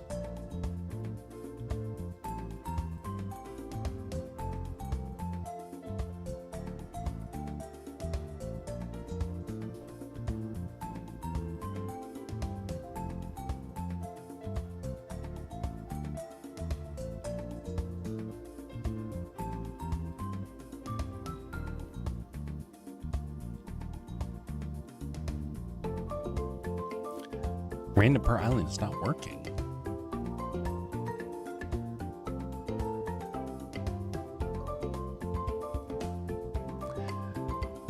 I wasn't emitting an object properly.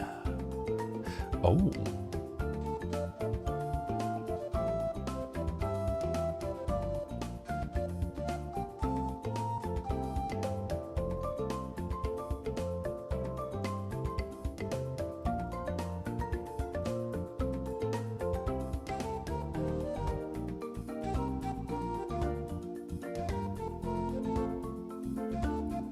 Okay. So that is how that works.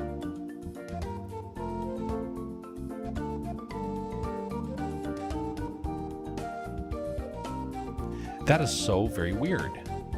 Why does it why does it not show unless it's in cycles?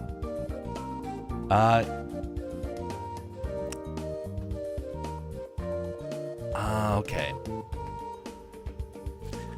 So it's not possible to work on that unless it is in cycle. So that's in the clear. Now let's add in some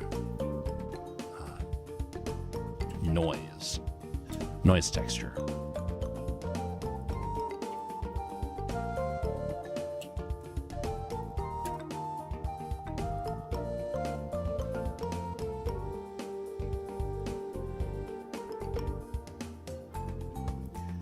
Add in a little bit of moss. Actually, we want that to be a shader. So mix shader. The reason why I'm coloring this is because we're not going to get to the next animation, so I'm just going to refine this. And we'll call it good. Sheen. Turn that into a dark green.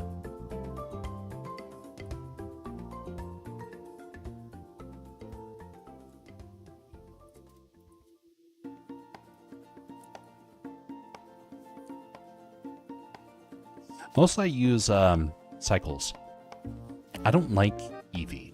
Eevee was useful early on. It allowed me to do some really big projects. Eevee got worse over time, and now I don't use it. Does it have potential still? Yeah, but the engine has to be updated and made a little bit more friendly to some projects.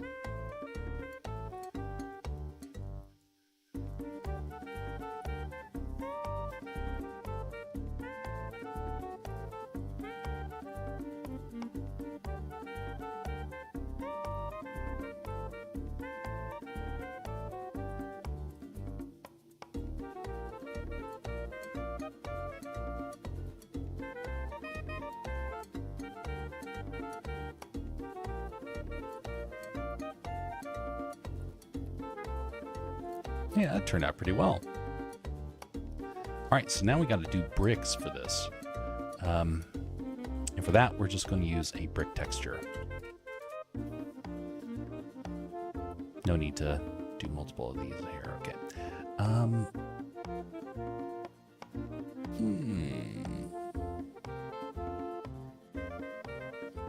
Want this to be clean bricks of some kind.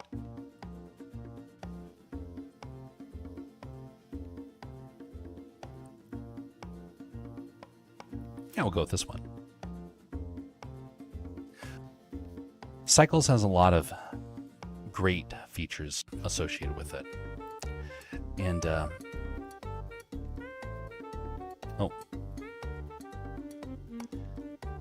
I'm a big fan of all the updates that they've done to it. It has so many neat additions.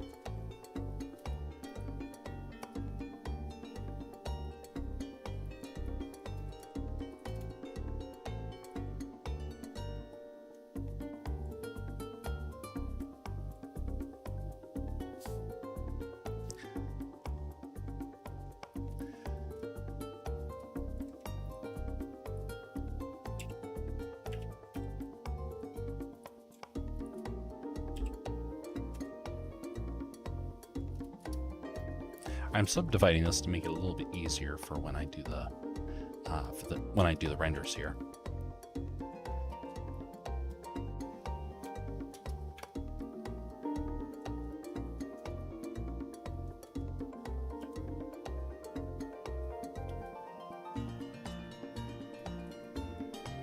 Top area doesn't have to be really all that different. The question is, are the bricks too tiny? I think the bricks are a little too tiny. So we're gonna increase their size by 50%. No, that's too big. There we go. Lovely.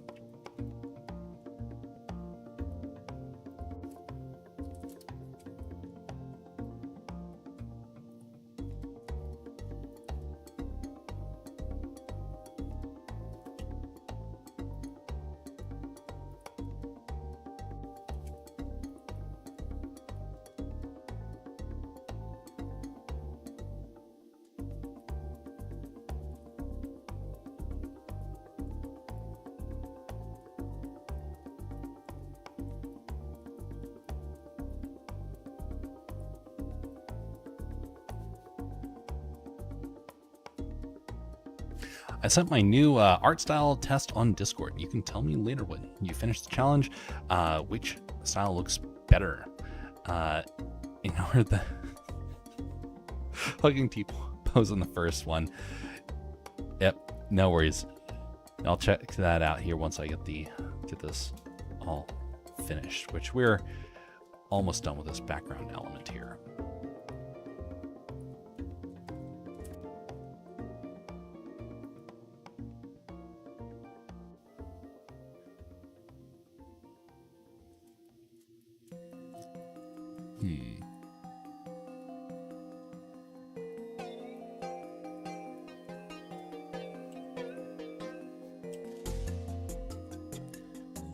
Want this to be wood. I want this to be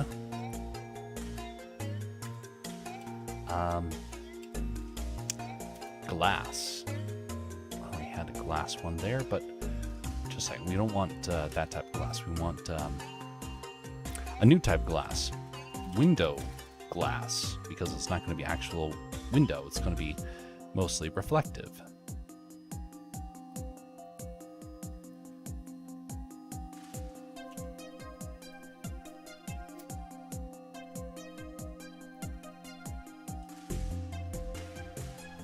Yeah, it looks nice.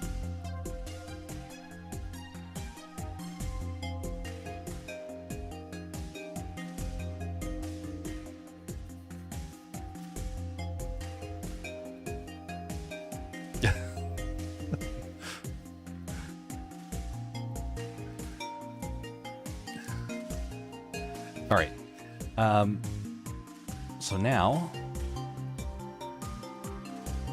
come in here and I need to change the wood right here. It's not actual wood, it's going to be just painted wood.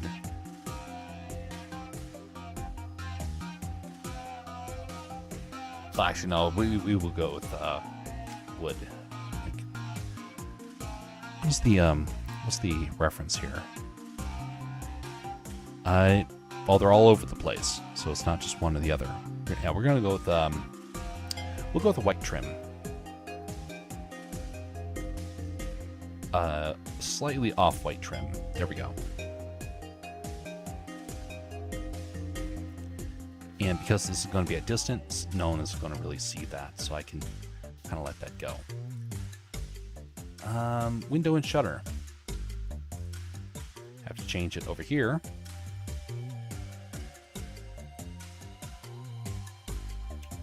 Link materials. Wonderful. And then bars.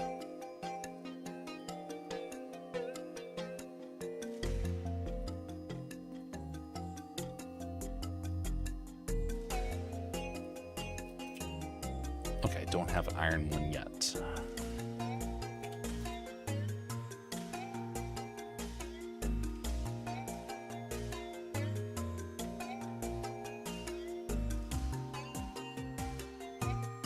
Yeah, we'll go with this cast iron. It'll look good enough. Now, I do have a collection of shaders that I've built over the years, but they're pretty much for Arctic stuff, and I don't have it really upgraded from where it once was. So I need to kind of go back and build up that library, make it a little bit more refined. So you'll notice there's a problem with the shutters. Okay, so I messed that up. We're gonna move these down. So now we have 3 types of windows.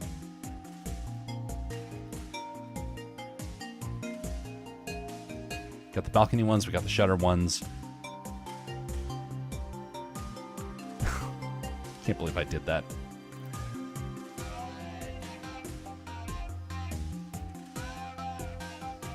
Let's offset the shutters a little bit.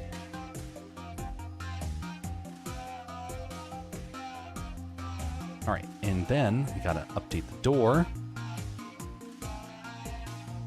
It's gonna have the same sort of texture as this. Link materials. And we're gonna give this a, let's see here.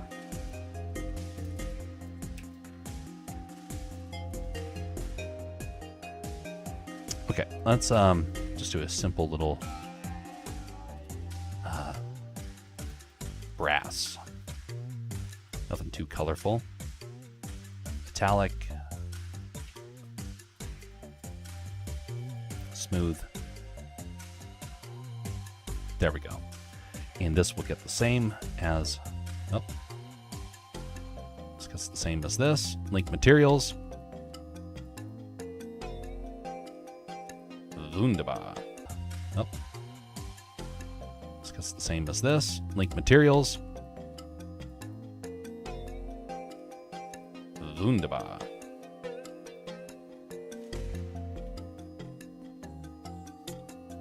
Uh-oh.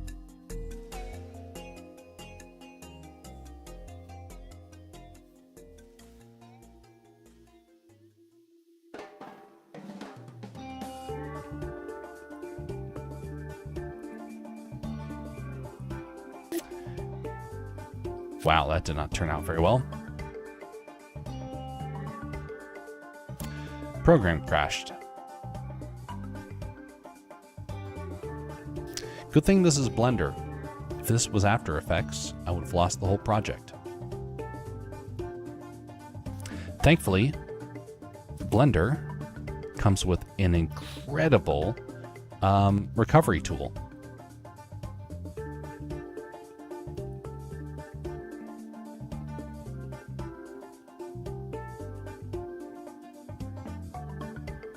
Look at that.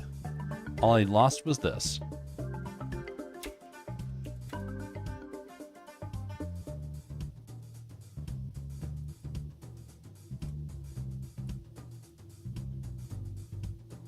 That was a close one, though. I thought the stream was going to crash again. All right, brass. Metallic. This down. Smooth shade. Good.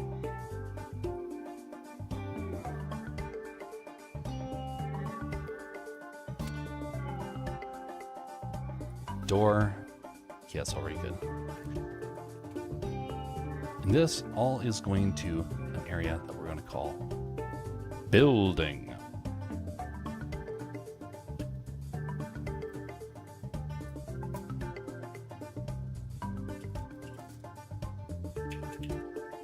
One, just in case we have to do another one later on.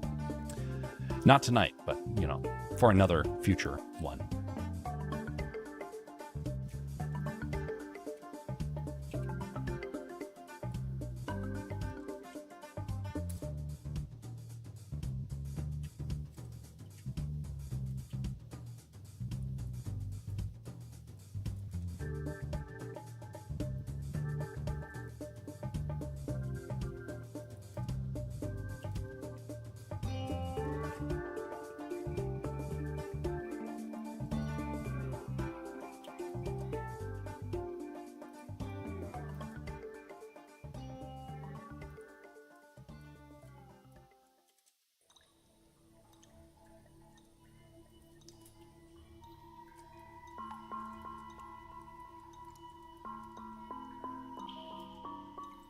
How old is that original Goose video animation?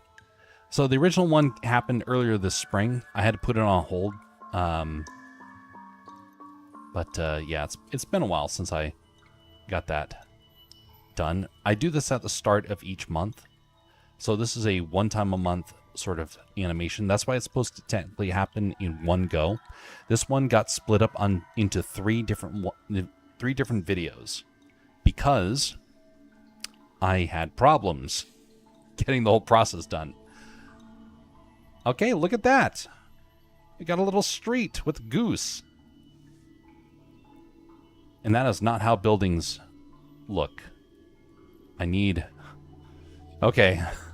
Go back to building. Going to raise this up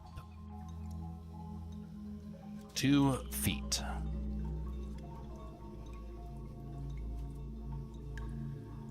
The reason why? This. 1.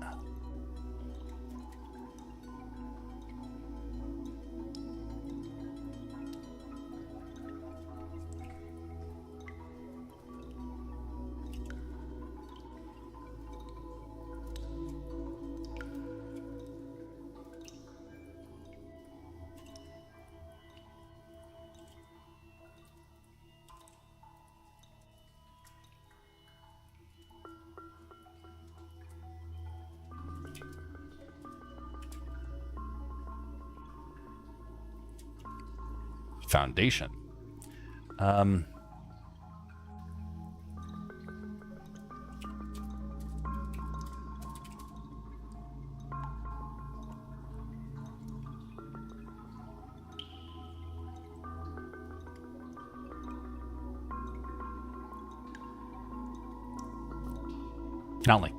Not like every building's going to be like this, but I noticed this happening more often than not. I'll get like an old building and I'll put it on a new foundation.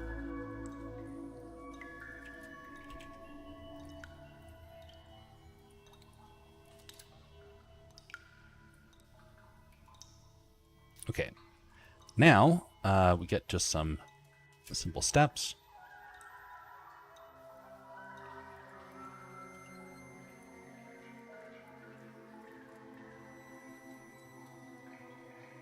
Add your Storia promotional poster on one of the walls. That's a good idea. Oh, that's a good idea. That's a good idea. Oh, yeah. All right. Yeah, we'll do that. I don't put a whole lot of Easter eggs into these things. I have been learning to do that more, though, because people have given me good ideas over the years. So now I put Easter eggs into most of the things that I do. Not so much into the Blender challenge, just because usually these are, very fast videos. It's not like I'm making a whole refined scene. I'm making a quick scene. That's why I'm not even like measuring this thing appropriately. That's why I'm giving it like just a generic concrete and not like, legitimate texturing. Array. Constant. Lower it down. Send it out. And 1, 2, 3, 4, 5. There we go. And make it a little bit further. So now you'll notice that it has been... Oh, let's move that back.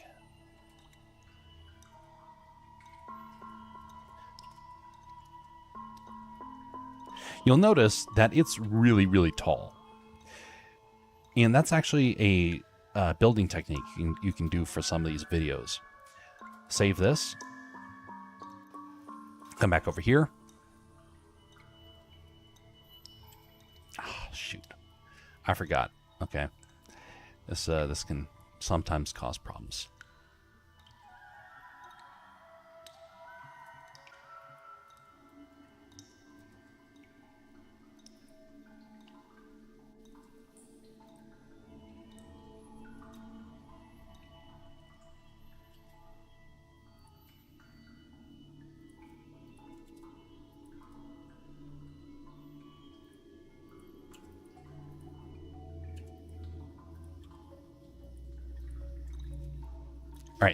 Now, you'll notice that they're raised up and we don't have the stairs anymore. Come back over here. You have to grab the stairs, grab that, and throw it into our building 1. Come back over here. Good. And they also stayed in place. So now, they're really tall off the ground. But because they're like this, we can just submerge them. This helps out for when they're on a hill or something like that, and you have uneven terrain. You build the stairs further out than where it's supposed to go, and it makes it a little bit easier.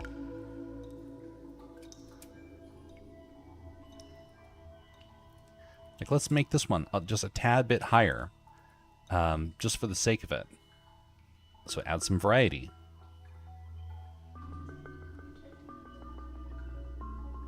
And now, you know what we're going to throw in the background? An image.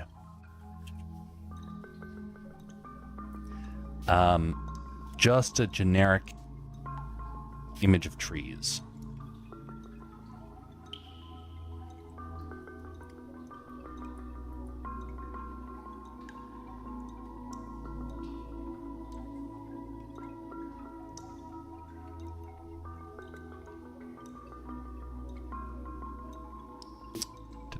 Here we go.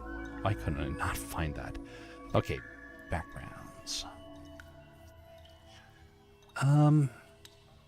Let's go with landscape.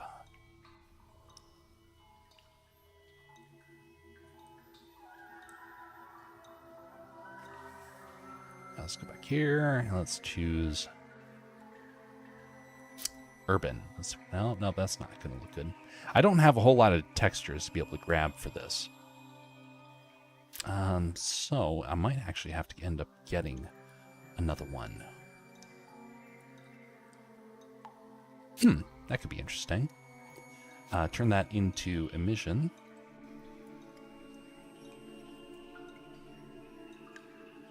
$10.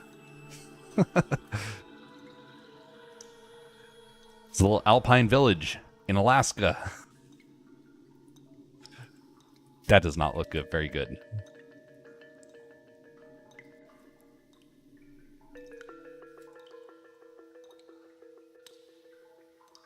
Doesn't look real at all. But it can if we duplicate this, move it out here, and have it where our story goes beyond this little table.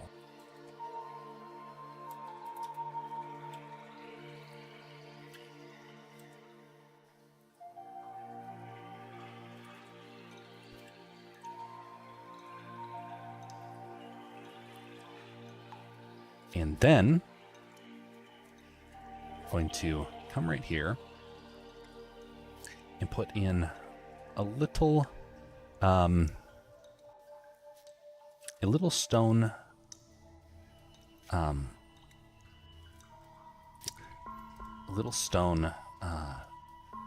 step, one step, to show where it's going. Now there is a way down to the lower levels.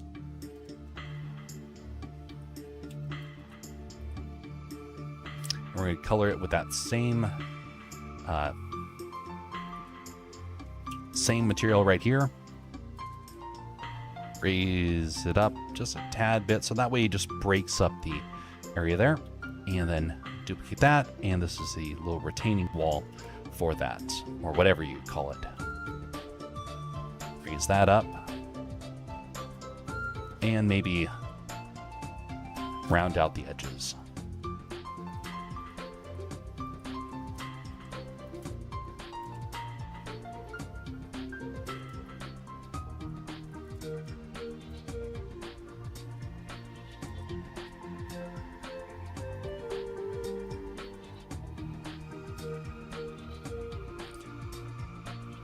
Oh, the buildings animate. I forgot. Okay, I put these all with keyframes. So I come out here, grab those keyframes, and delete them. There we go. Okay, move this further out. Increase the size again. Up. increase the size just a tad. Move it.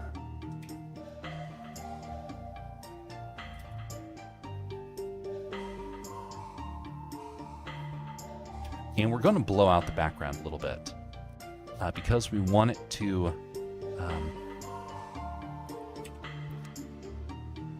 just a second. That was the wrong option.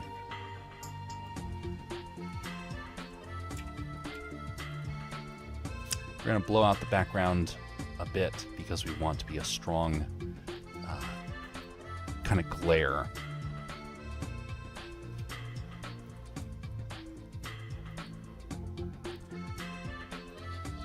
Two, and maybe three.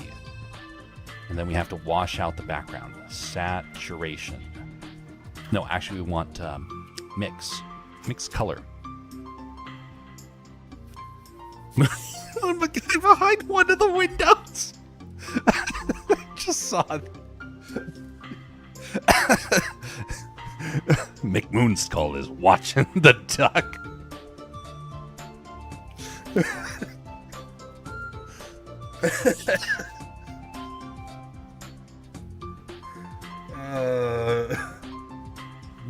Oh, that'd be funny.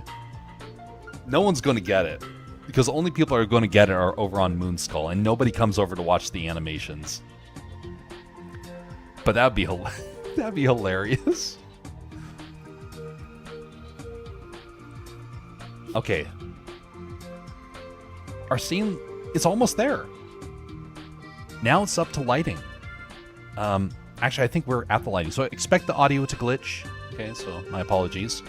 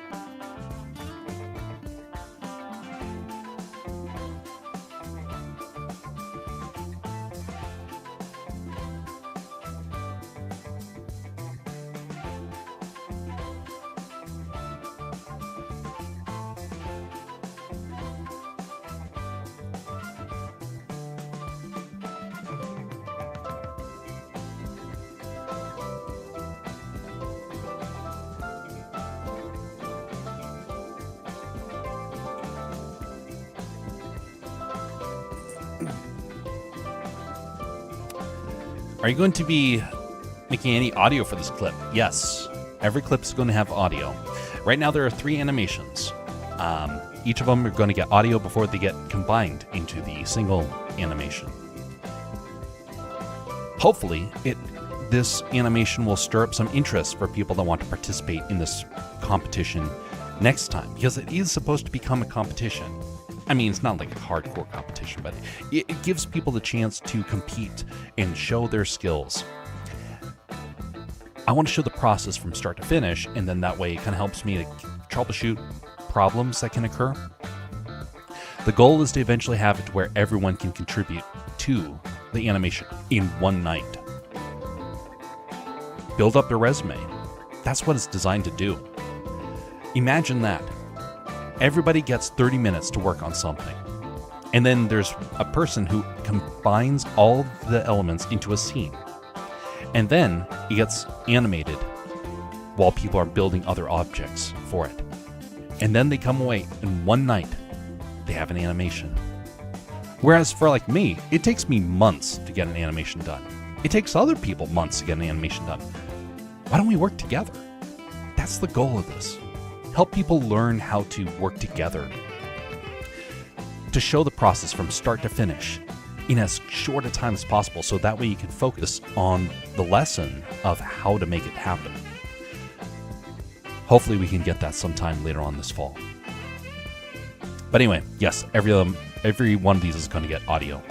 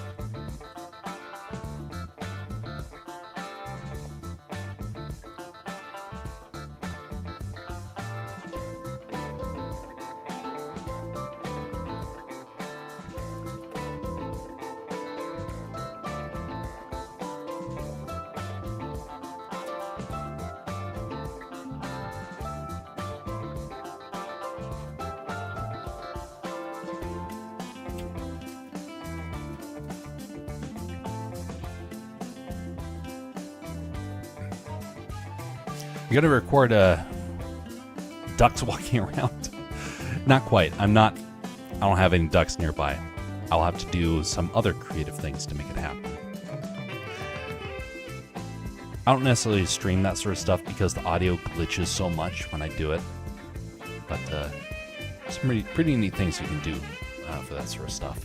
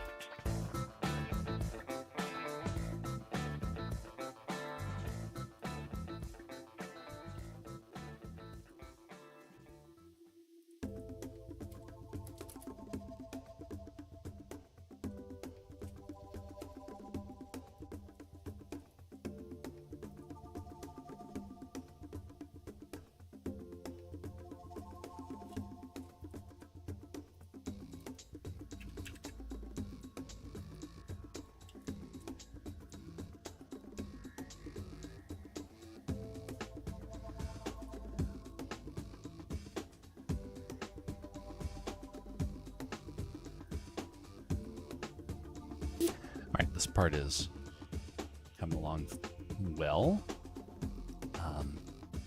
Almost there.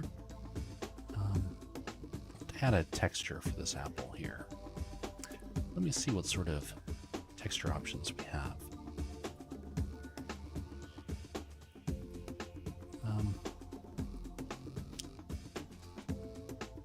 Add a small light to the scene.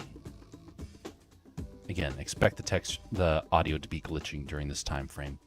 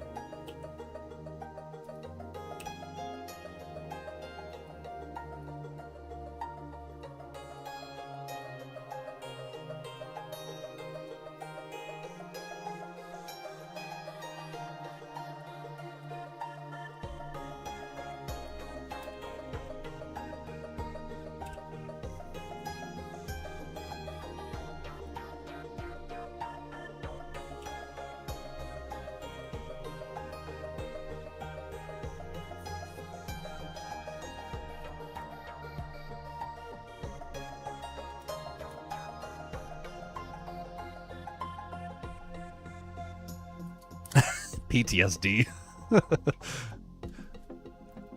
I realize it's can be a frustrating thing to work with this stuff. There's some interesting workarounds though for this.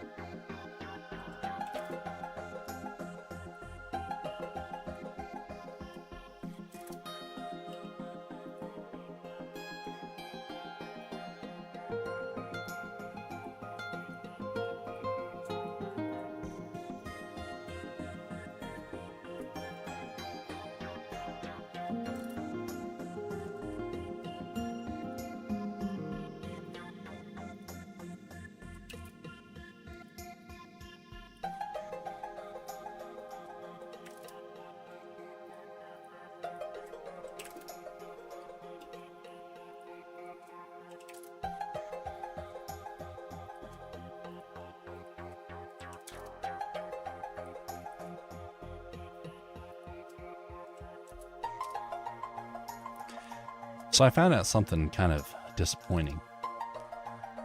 The Star Wars drawing that I did this the last few weeks, the show's almost over.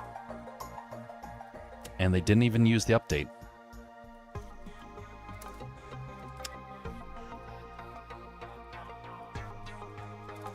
That's where stuff happens. So in other words, it was a waste of time. I didn't make any money from it. And it's not like The only thing I got out of it was recognition, and that doesn't even really pan out. I mean, the people from those streams don't come over to pay a visit over here anyway, so except on the rarest of occasions.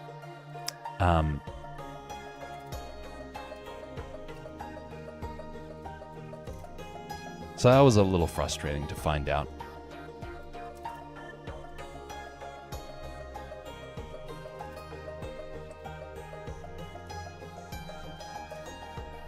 It's one of the reasons why I wanted to work on my projects for the most part. Because I have very clear goals that I want to have for it. And some pretty neat things I really want to try and pull off. Okay, so now we're going to snap that over here. Snap it to the grid.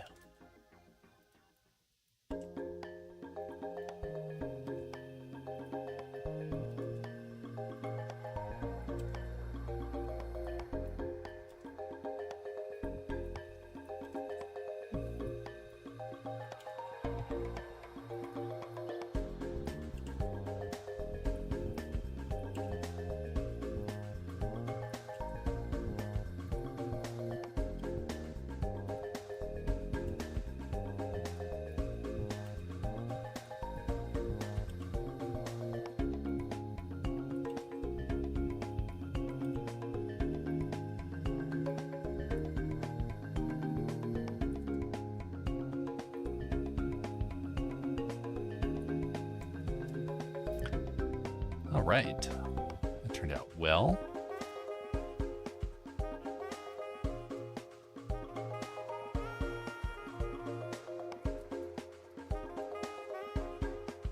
Look at that. Perfect.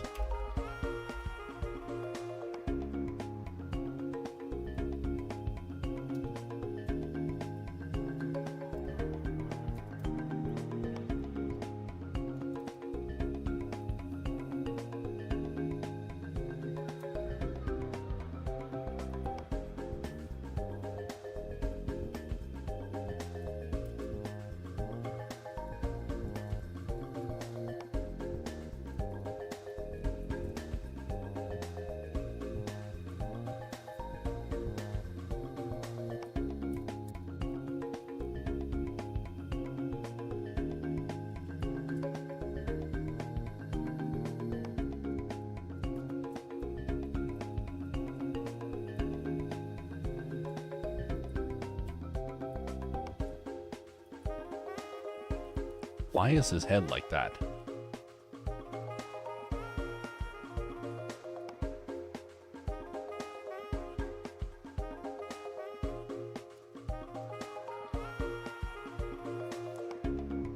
That's weird. This is ah.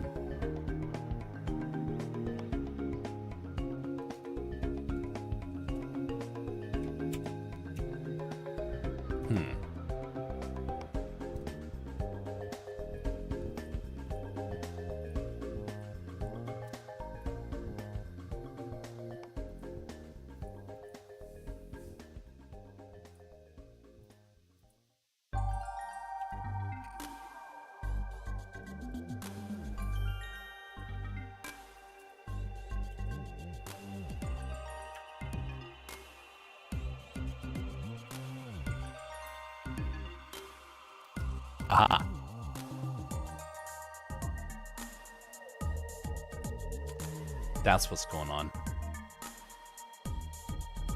Over here. No, not that one.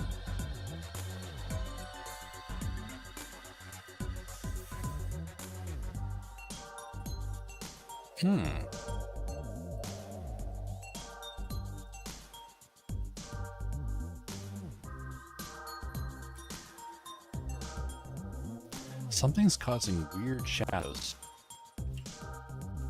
So we're just going to start hiding things until the shadow disappears.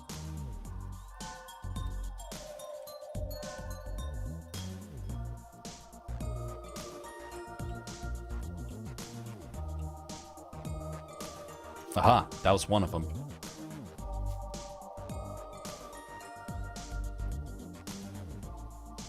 disable shadow. Shadow.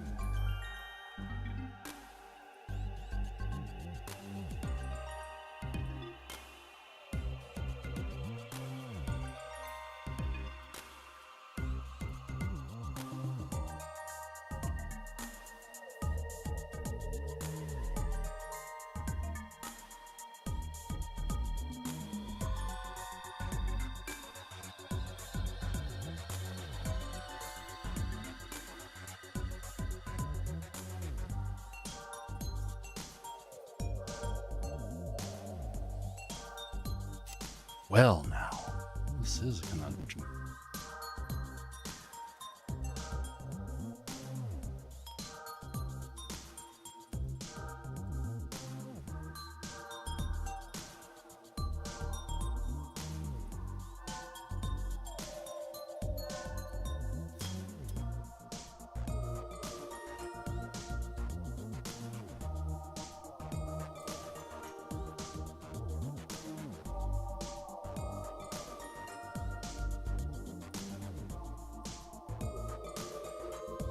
Heyo, some 3D modeling. Indeed. Right now I'm trying to figure out why I'm having some weird shading. Expect there to be some audio glitches during this time. Greetings, Cryptic. How are you doing?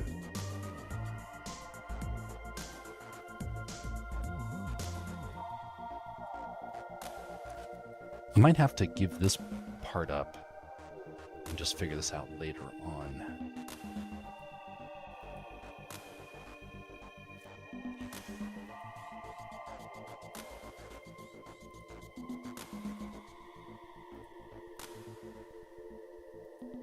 Volume scatter. What the heck? That was no, that was not what was causing it.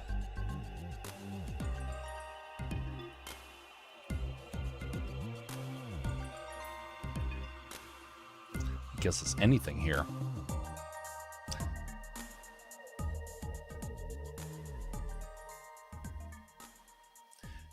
There's always weird shading everywhere. Yeah, there's truth in that. Tired and learning how to do sculpting in Blender. Well, hope it goes well.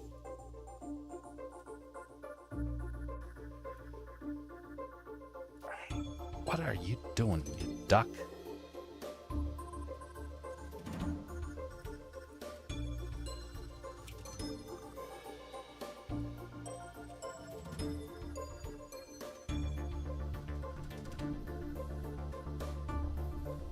Oh, that was one.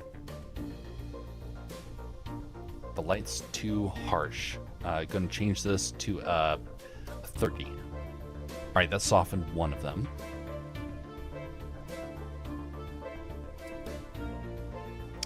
What are you working on? So this right here is a short animation just to help people learn the process of creating a scene from start to finish. And so it's nothing too exciting. It's just a bird that comes onto the scene and sees a sandwich and decides to eat it. Kind of pitiful when you take into consideration what I can do.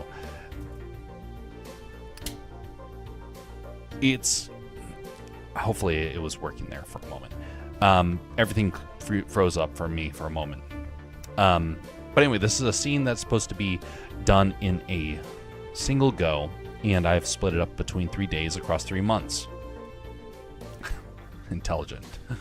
But it's supposed to be for people to get to learn the process and get better at animating, and this is supposed to eventually become group projects where everyone logs on for the day creates a scene from start to finish, and you have something you can show off on your demo reel. That's the goal of this.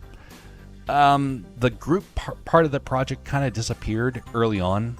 Trying to figure out how to make that happen again, but the people we had for that were too busy to really try and make that happen, so it ended up being just me showing things in a much more simple process on an animation that happens over a few hours to a few days instead of a few months like my Lego animations.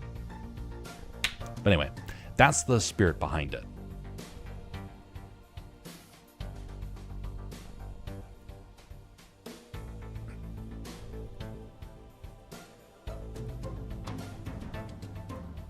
Right now I'm trying to figure out why I get some weird lighting problems. I found one of them, now I gotta find the others.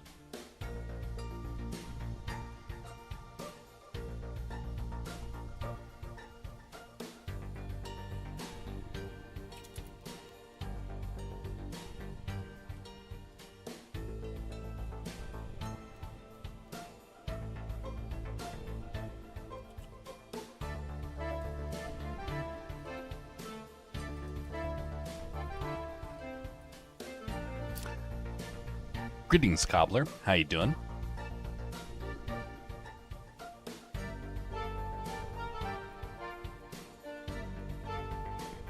By the way, again, expect some audio glitches whenever I go into the preview of the render.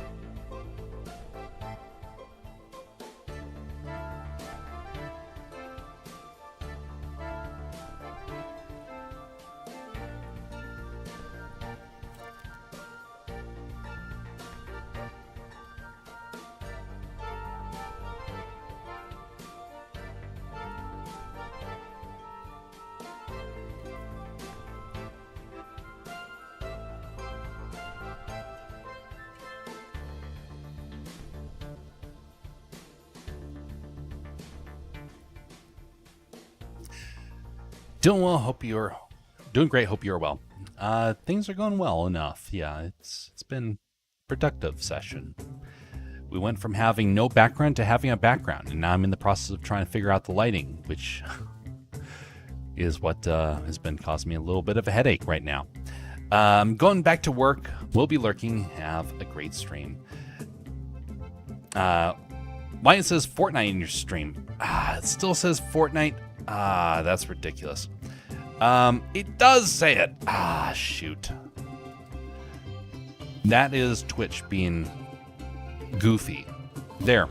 Updated it again. That makes it the second time today I've tried to update that. I think I need just to leave it on art and never change it again, because I have so many problems with that. Let me double check that Restream has things figured out as well, because it might be glitching on this. It's glitching over here. Art.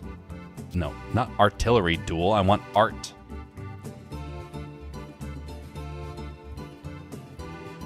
That's why it was having that problem. Restream.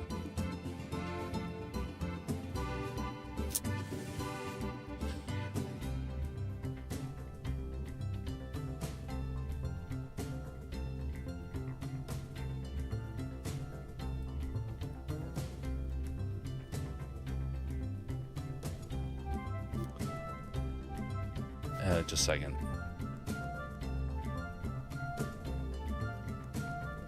Another problem that occurred.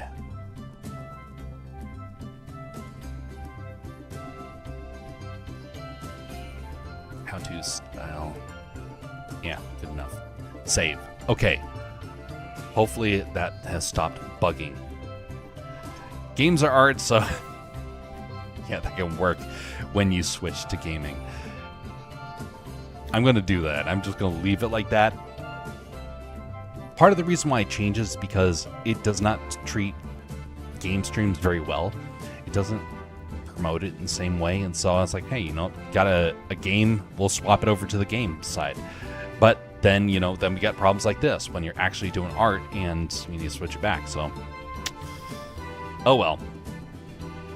Anyway, that part of the render is figured out now. Let's see, what else do we need? We need something right in front of this critter to cover up this one spot. It looks a little bare.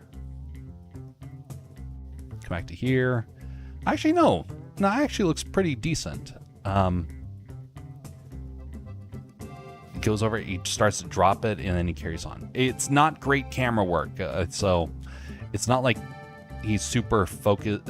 He's not like he's properly centered in the scene, but it gets the job done, the idea, whatnot.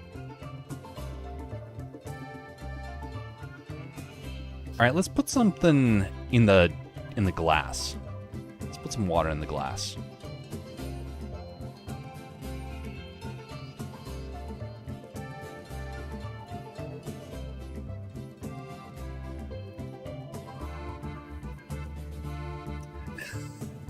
It's just like my eyes when I see food.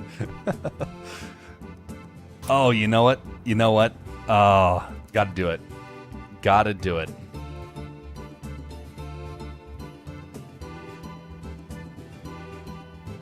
Okay.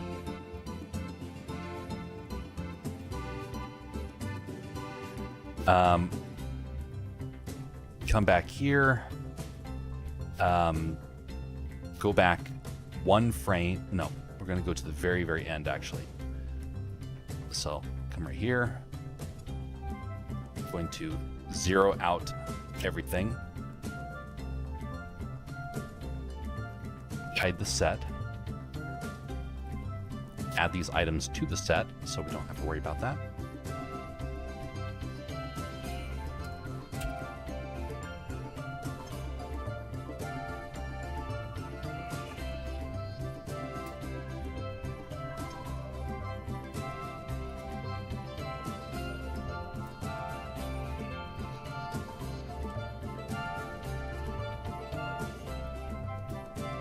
It's a small thing, but I want to do it.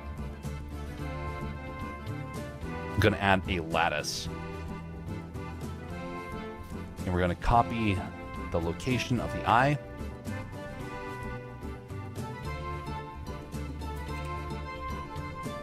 Eye left. Scale it down like that. Duplicate it and choose eye right.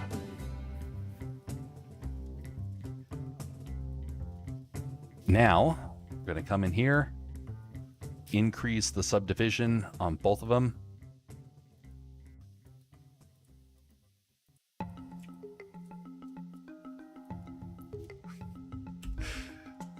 All right. Hopefully this works. Lattice, move that before the subdivision. Same thing with this. Lattice, move before subdivision, and grab this. Over here, grab this. Okay, so now I'm going to come in here to vertex group, and we're going to call this excited. Same thing for this one, 2, and this one, excited. That's a terrifying image. Yeah, it works.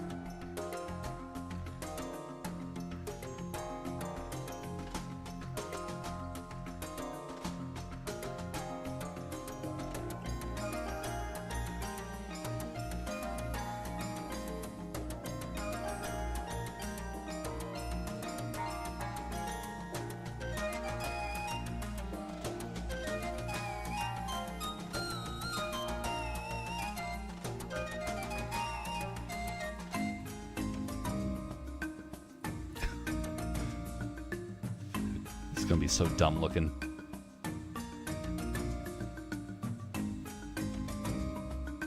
And then we want to rotate it so it clings to the head a little bit more. No, that makes them look too sad. So we're gonna have it rotate slightly away. Those eyes look so bad. All right, so we can come back here now.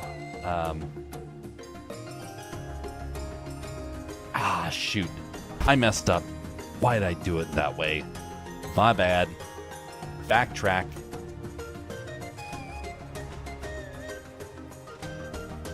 I did it in the vertex group, not the shape key. Yes, that's the perfect expression right now of what I just did. Shoot. Okay.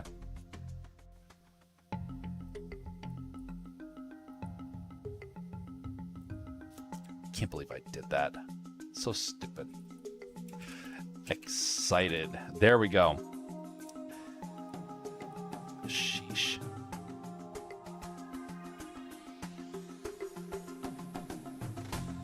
Real pro here, folks.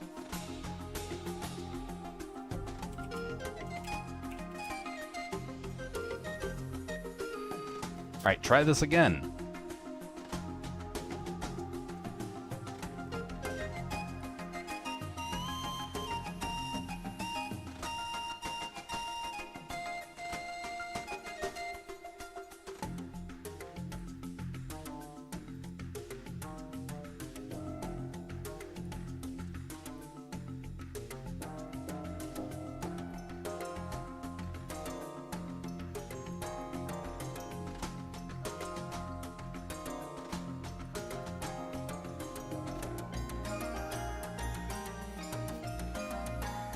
All right.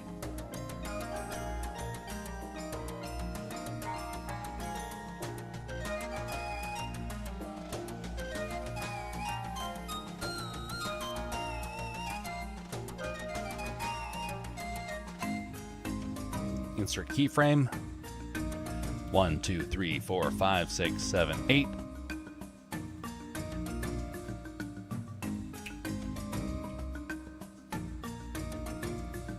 Okay, not great, but don't worry, there's a technique to fix this. 1, 2, 3, 4, 5, 6, 7, 8. 0. Come down to here. So the problem is that we have to copy the rotation as well. We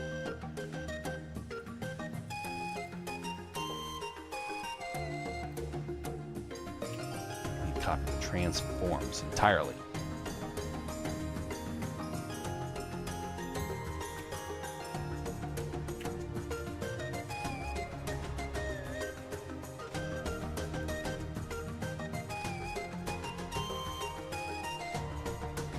Maybe not the scale. Rotation. Eyedropper.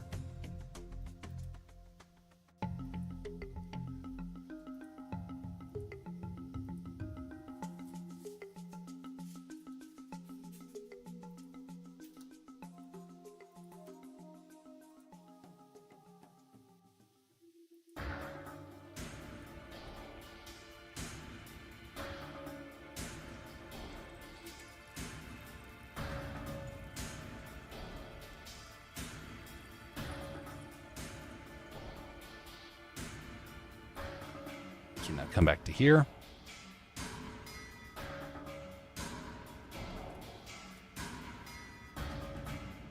Hey guys, no, that'd be too much.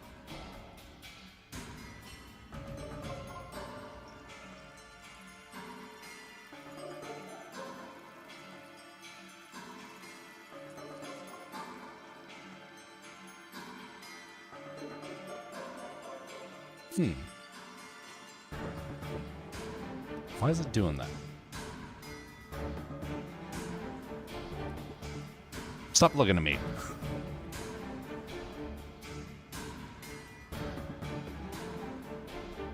Okay, why is that happening? Oh, let's try a child of.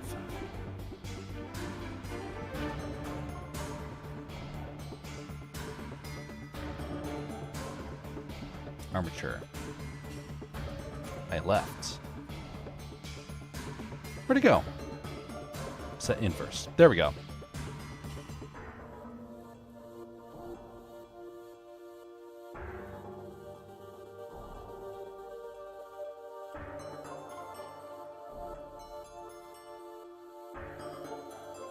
Yeah, that's probably going to be better.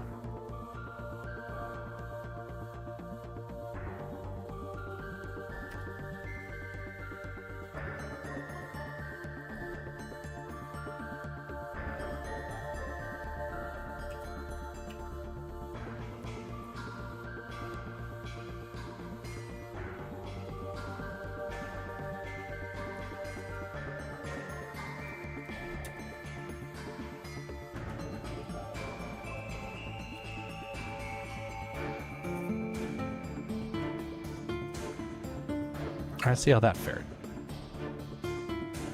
Why is it not working? What is going on? I sense some funny business here. Well, there's more than one way to do this process. Alright, so I didn't want to go this route, but there's no other option right now. This is supposed to be a quick process, and it's already taken too long for this silly little addition here.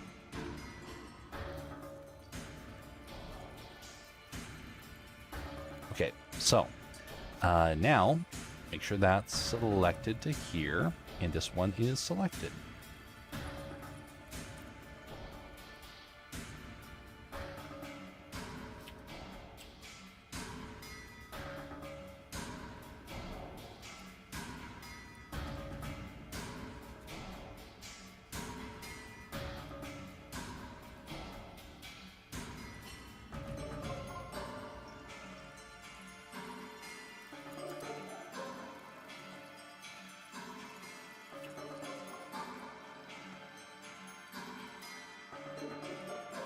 Okay, we'll correct that afterwards. Shape keys are scary to me.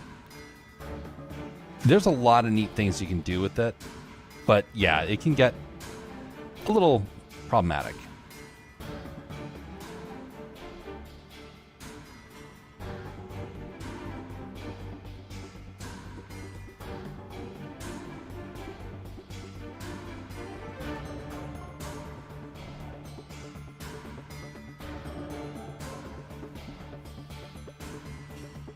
Alright, so now which direction?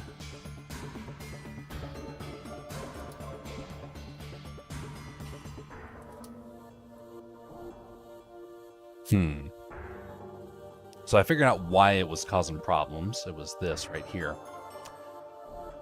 Which one do I do to make this function? Okay, so now let's turn up the shape key like that. We got our character expression here. Come back here, and if we change this one to -1, that goes in that direction. Let's change this one, -1. There we go. Okay. Happy goose. So now, we come back here. What? Oh, okay, now it all makes sense. Oh.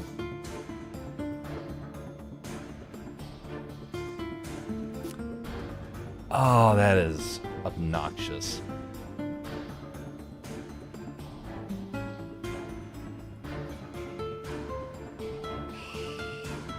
Dagnabbit.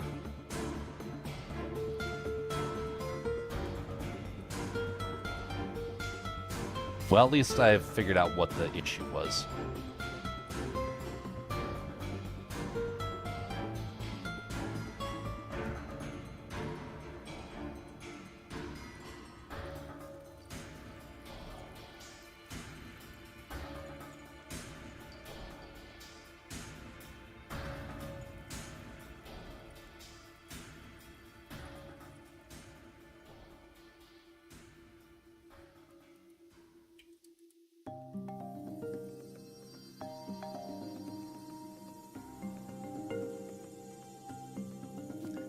This is not not the professional way to go about doing this, okay, folks?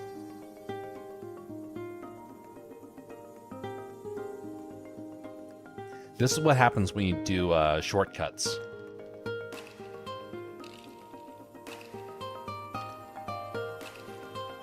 Nope. I'm abbreviating this whole experiment.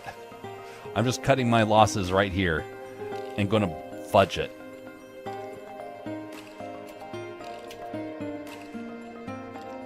There.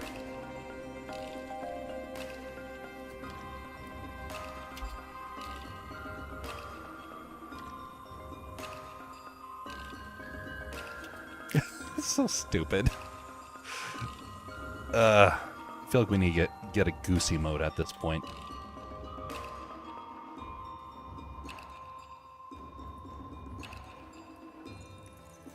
Okay, let's bring back the scene. Expect it to glitch.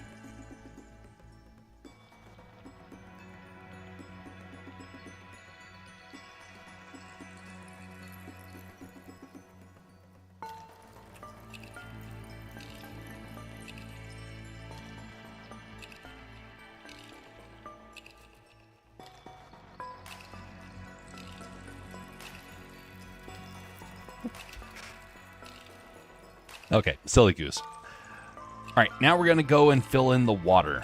And then we're going to call this scene completed. And there's a couple other tweaks I'm going to do. But I'm going to do them off stream. It's going to just be lighting, trying to figure out what's going wrong with it. Because, you know, lighting is really hard for me to stream. All right, we want glass. Glass cup here. Okay. We're going to duplicate that.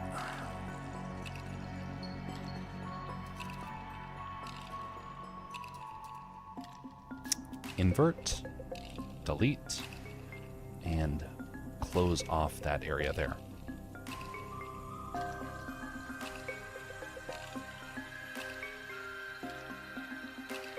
Make it there, and inset that just a little bit, have some water tension like that. How are we going to have water tension? It has to be very, very thin bit of water tension, just enough to cause the reflection to change a little bit.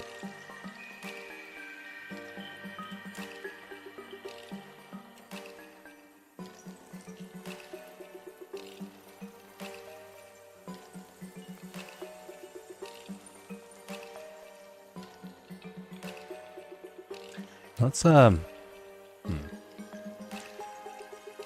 want water of some kind, but have it stand out a little bit.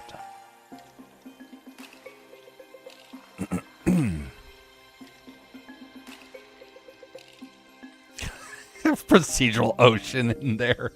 No, we're not doing that. So I'm going to also add in the Easter eggs at this point. So once I get this water done, then I'll add in the Easter eggs. Okay, what sort of water? Maybe I won't do it like this. Maybe we'll just make generic water. Oh, no, here we go. Nope, not that. I want something that has a little bit of color. Orange juice.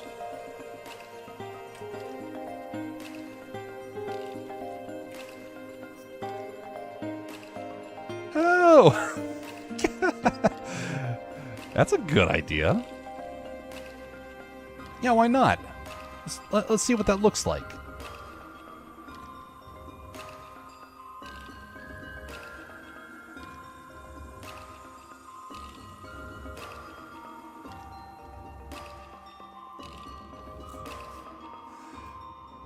A nice, tasty glass of orange juice. I love it. Oh, you know, if it's going to be orange juice, there has to be something else there.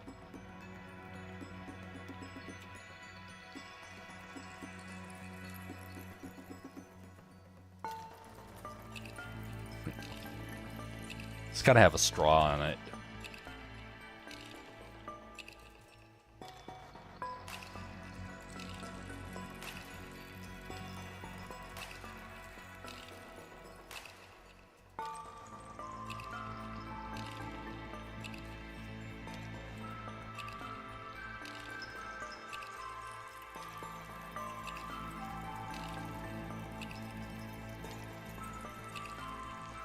almost there.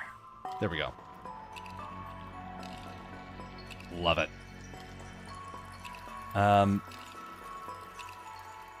Delete the end caps there. And then solidify. Goose is living his life. He's going to be leaving behind this straw, though. Let's make this. Oh, wait. I think I have... No, wait a minute. There's got to be a better option here. What is the option? Thin plastic. Let's see what options they have. I want it to be translucent. Let's try, let's see. Let's just try and make it right here.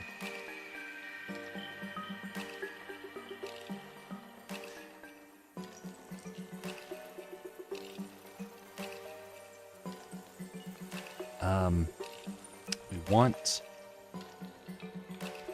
translucent.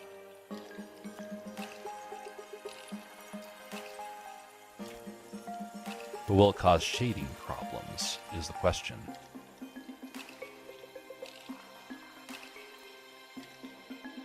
Right now I'm not seeing any shadows.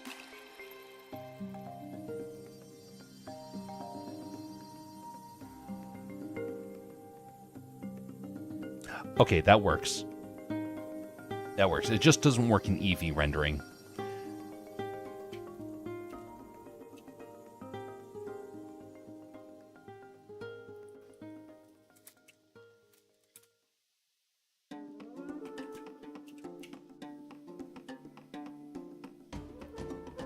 Come back to the scene. Ah, I forgot to put it in the right area here. Grab that. Put that in glass cup.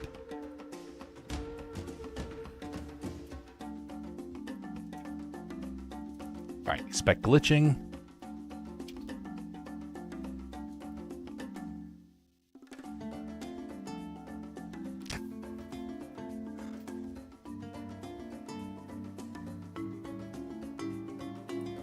I like it. It's good enough.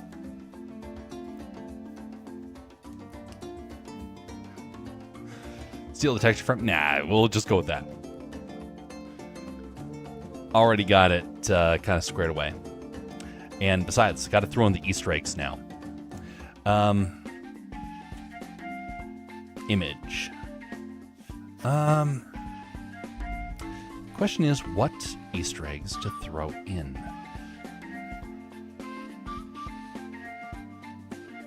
Actually, I have to search for this on the site. Expect the stream to glitch a little bit here.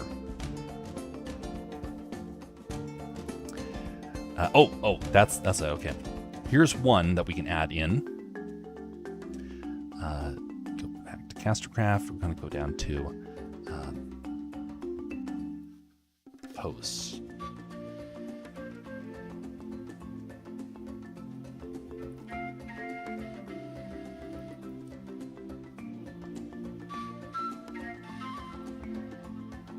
Start off by throwing which one? Where is it? It's up here. There we go.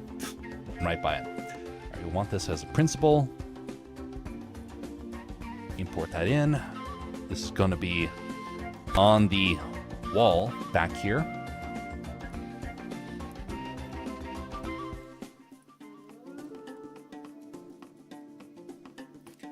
Grab this,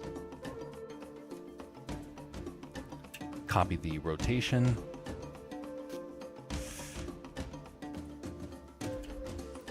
ID on the y-axis, 90 on here.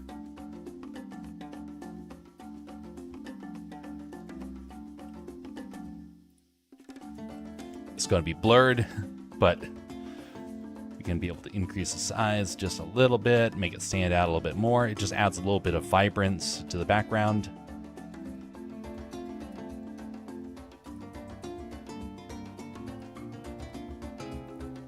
road triangle sign that has a goose on it. Oh, that's a good idea.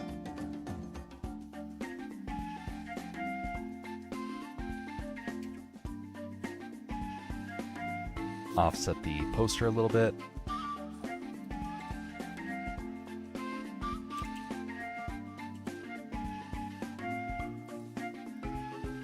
So first Easter egg, let's throw in the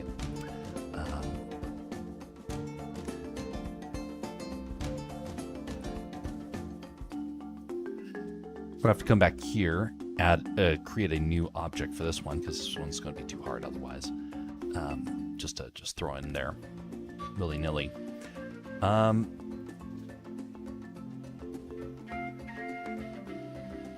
Stand by just a second.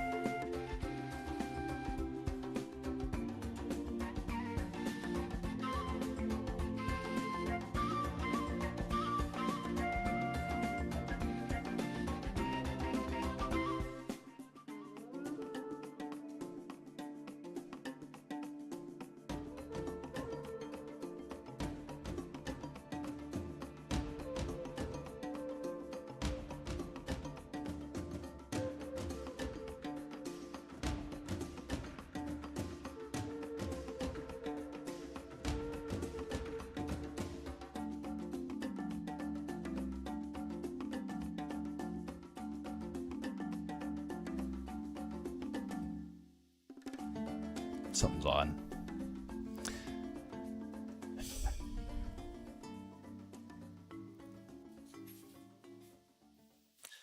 All right, so let's make a triangle sign.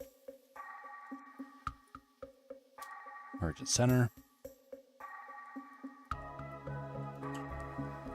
90.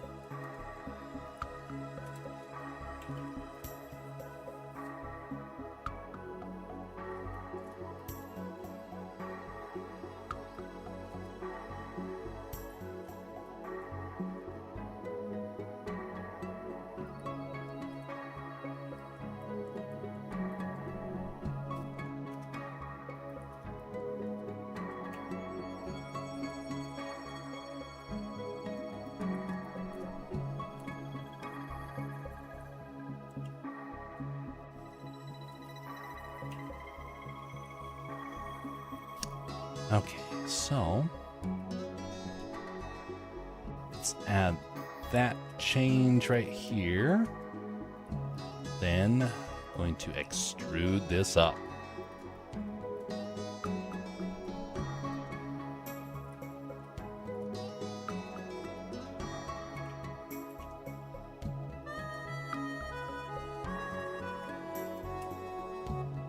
Just back like that. And let's get a goose silhouette.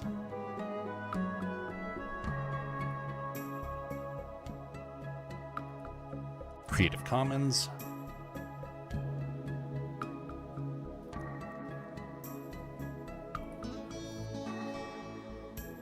Okay, that looks good.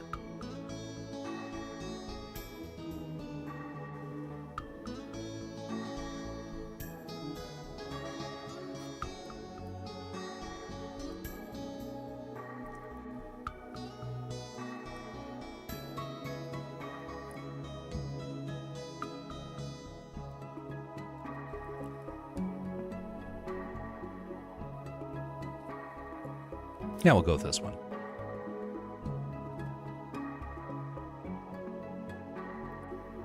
Download file.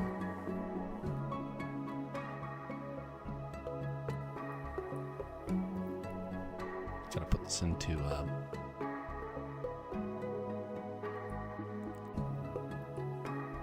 Blender Challenge stuff.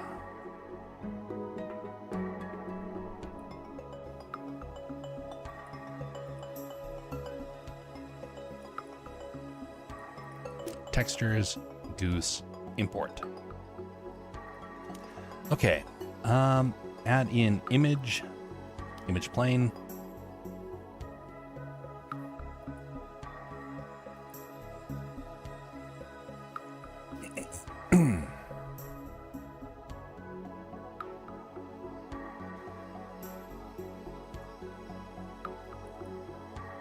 Blender challenge, textures, goose, import.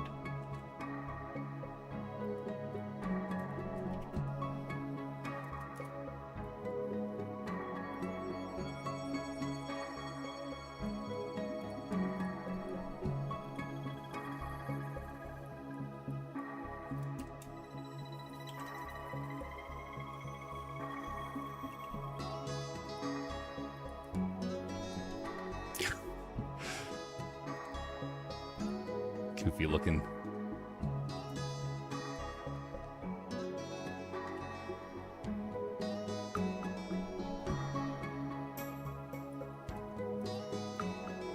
All right, go ahead and inset this.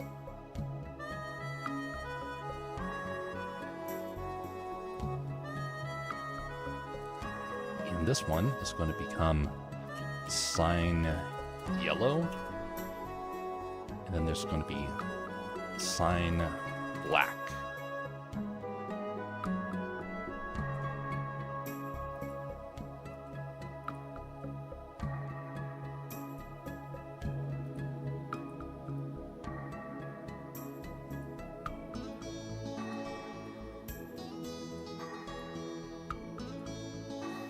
That's a scary sign.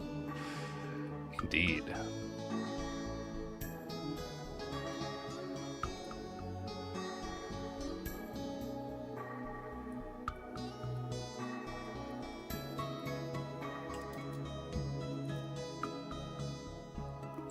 And this one's going to be just Etoll. That's good enough.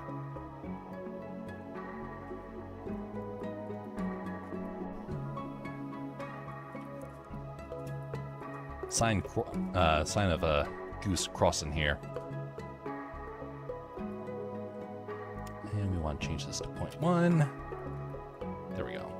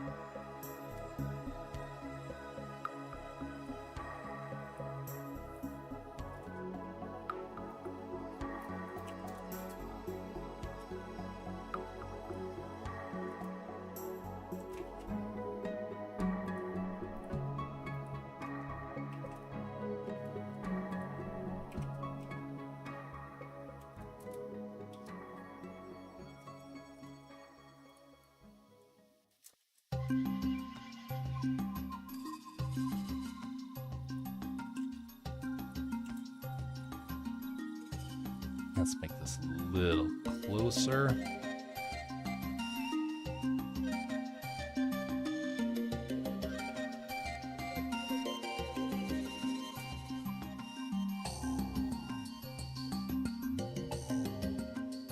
Okay.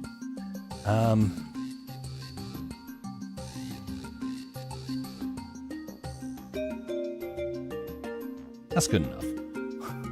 It's enough for the Easter egg to be there. Okay, now we're going to add in the book, which, by the way, is a book that I'm finishing up right now. I got it back from the editors, and now I am doing the final touches to it. And the book cover is going to change, but, you know, you're just throwing it in there because, you know, for the sake of it. Wait a minute, I don't have this directly in here. I have to copy this over.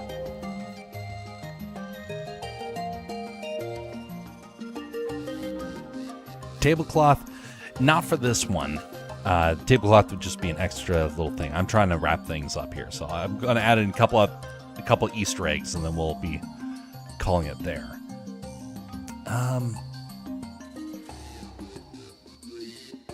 Where did I put that? Did I put it over here?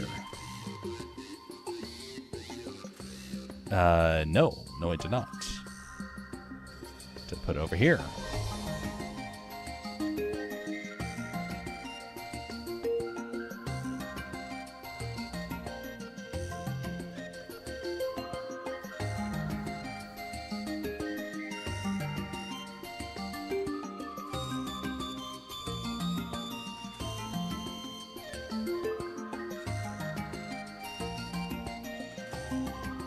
Okay, here we go. It was in a different area.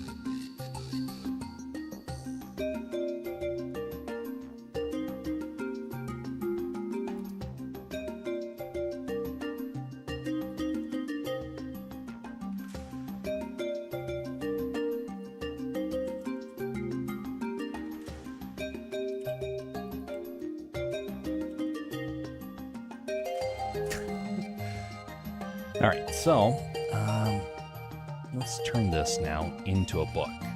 A very simple book, a very small book, because it is a very small book.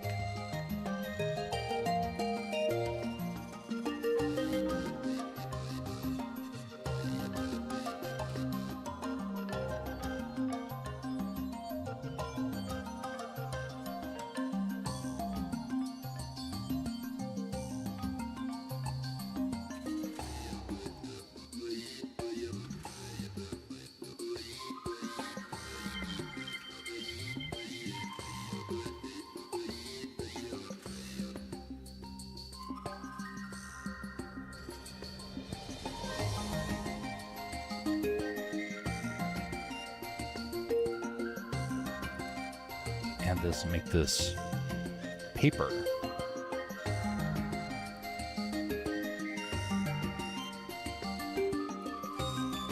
Paper.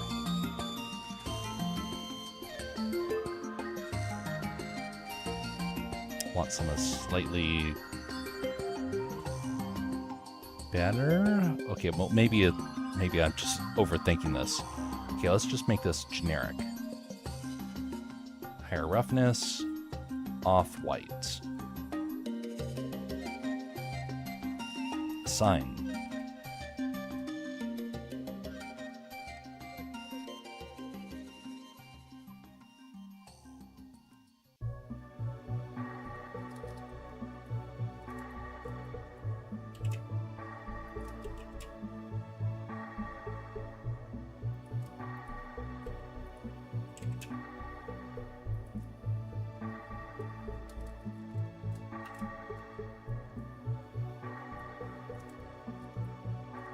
A simple little paperback.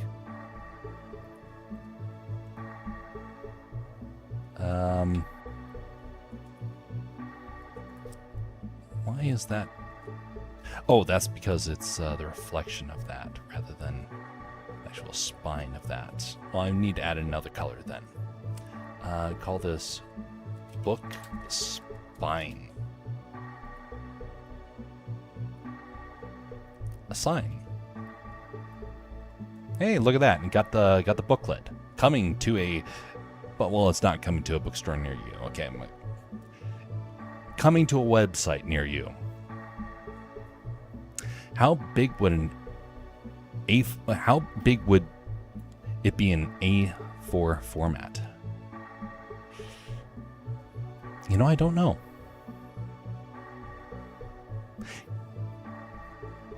It's a simple little book. Okay. Simple, like 30-minute read. Very, very small book. So, you know, we're going to have the book in size here. There we go. Now, the bigger story is the one that's going to be coming out after that. This is like the preliminary. Get used to the writing process. That's what this is all about. The bigger book is Milo, and Milo's going to be coming out later on.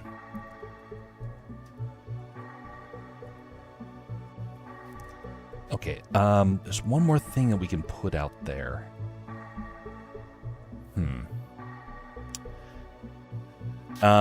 If you press B, would you grab the edges so you can snap it to the selection or target by clicking them? You can. What was the... I have a shift tab for it, be able to change that. B is, for me, is just box selection primarily. If I want to change the snapping, that's where I use the shift tab to get that. But I want it to be like slightly off. So that way it had a little bit of a shadow. Now let's make too much of an idea. There's no A4 format books. I meant A5. By the way, do you try to make your own objects in real size, like humans around 5 feet? Typically, except when I'm doing these short animations. Typically, I'm using like the dimensions over here. I have done that, especially for bigger projects. I do focus on that. I've not been doing that for this.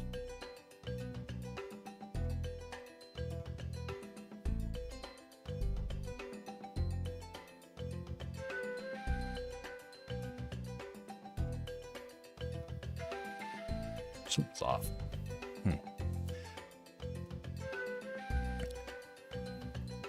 Press B after G.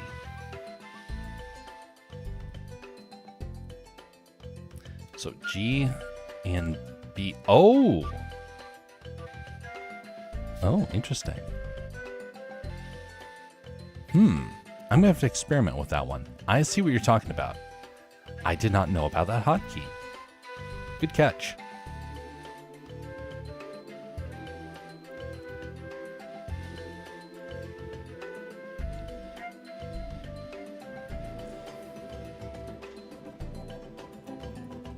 This. One last object.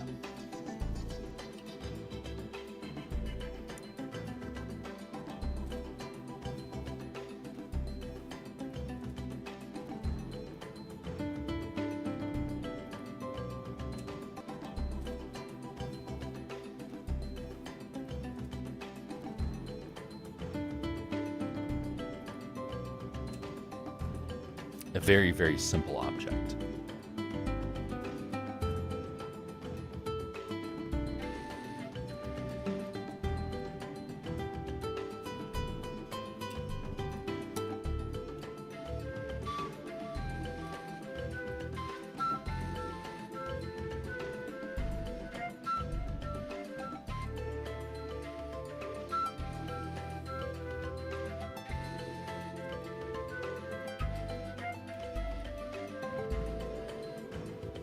Reset again. Ah. Goofy.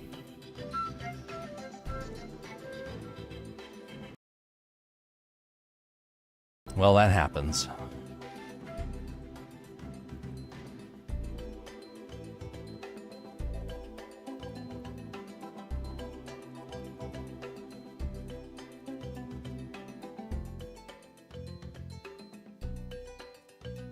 Love how reliable Twitch is. No, it's not Twitch. It's my stream because I got very bad internet. Very bad internet. In the middle of the night, it likes to glitch. I'm not sure why.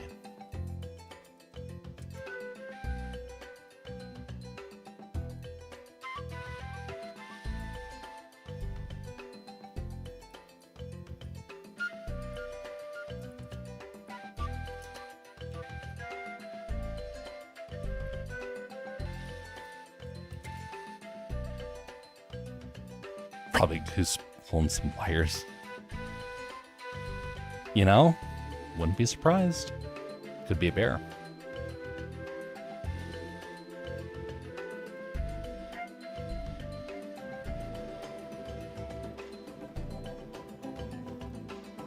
At least it remembered it's an art stream, not Fortnite. Good. Progress.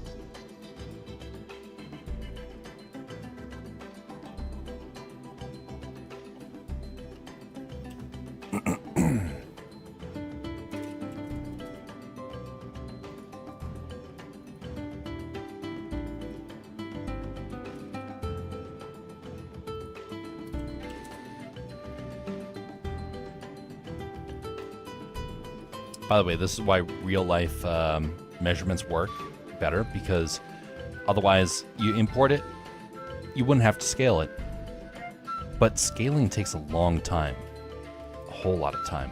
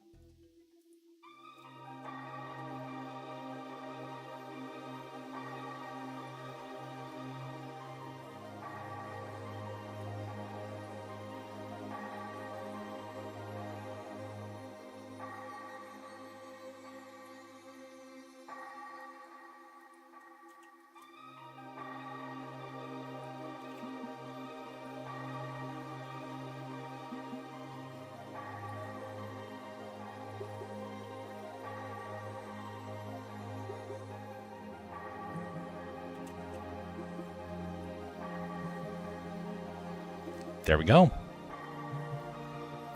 I think that's good. That took way longer than I wanted it to be, but you know what? Learned something along the way, and that is what matters. This will now be rendered out and added to the other animations. Before the next Blender Challenge comes out, all those animations will come out and help to promote the stream for it moving forward. We will see what happens in the future. Hopefully we'll get a chance to do the group projects for him. We will see. We'll see what happens.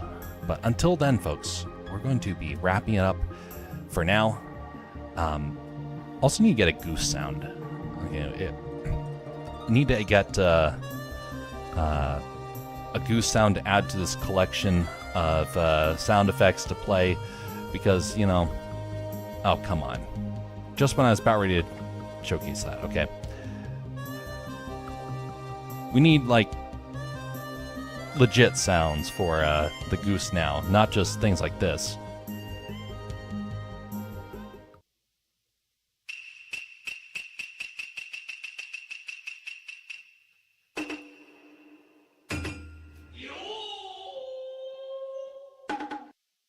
Or this. What the dog doing? Stupid sound effects. Anyway, we're going to be wrapping up there. Thanks, folks, for coming by. Hopefully you've learned something in the process. Maybe you get some ideas for your own creations. We're going to be calling it there, and we will be seeing you next time. We're going to be doing more art for Milo by the Fire. That will be what will happen during the next stream. Feedback time. Feel free. Feedback time. It is any of your ideas and corrections are welcome. Might not be able to fix all of them, but if you have any ideas or you got any sort of comments, feel free. By the way, these streams go to both to Twitch, Rumble, and YouTube. It's under Castercraft for the other platforms. And so, if you're on one of those platforms that does have the ability to like or dislike the stream, would you consider doing that? One or the other. Doesn't matter which. And then comments are fun. Helps me have ideas for the future. Oh, yeah. Feedback time. That feedback time. Thanks for catching that. Okay. Thanks for mentioning that. Okay. Art.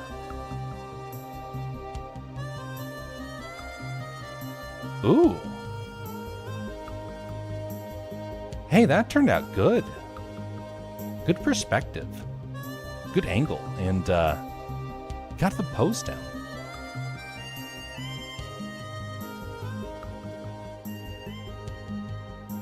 I like that. Now the drooping of some of the items here, that can be refined over time.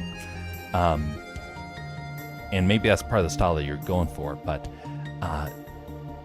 one of the things that can help out is hard shadows. So one of the ways that you can go about doing this, hard shadows will help to take your drawing to the next level. Because right now, this is a good style. Honestly, if you were to submit this, it'd be good to go. Most people will accept it, no problem. But if you want to be able to do it just a little bit better, right along areas where it's deep in shadow, have a hard shadow in here, or just a darker shadow. So that way you see along those connecting points where is kind of deeper into the image. Concept art, well, you nailed it. You definitely nailed that. I love the expression on there.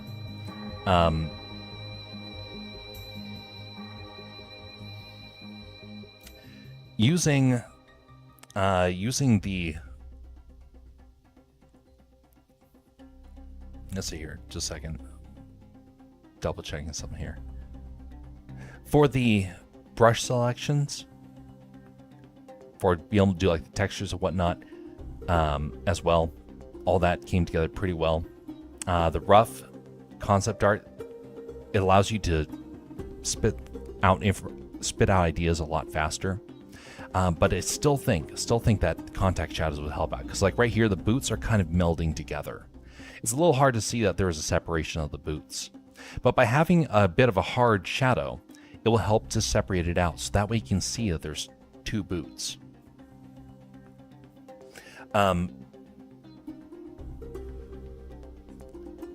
Like on the thighs, yes, a bit of that helps out. I like how the tape turned out. Yeah, the tape on here, that turned out pretty good.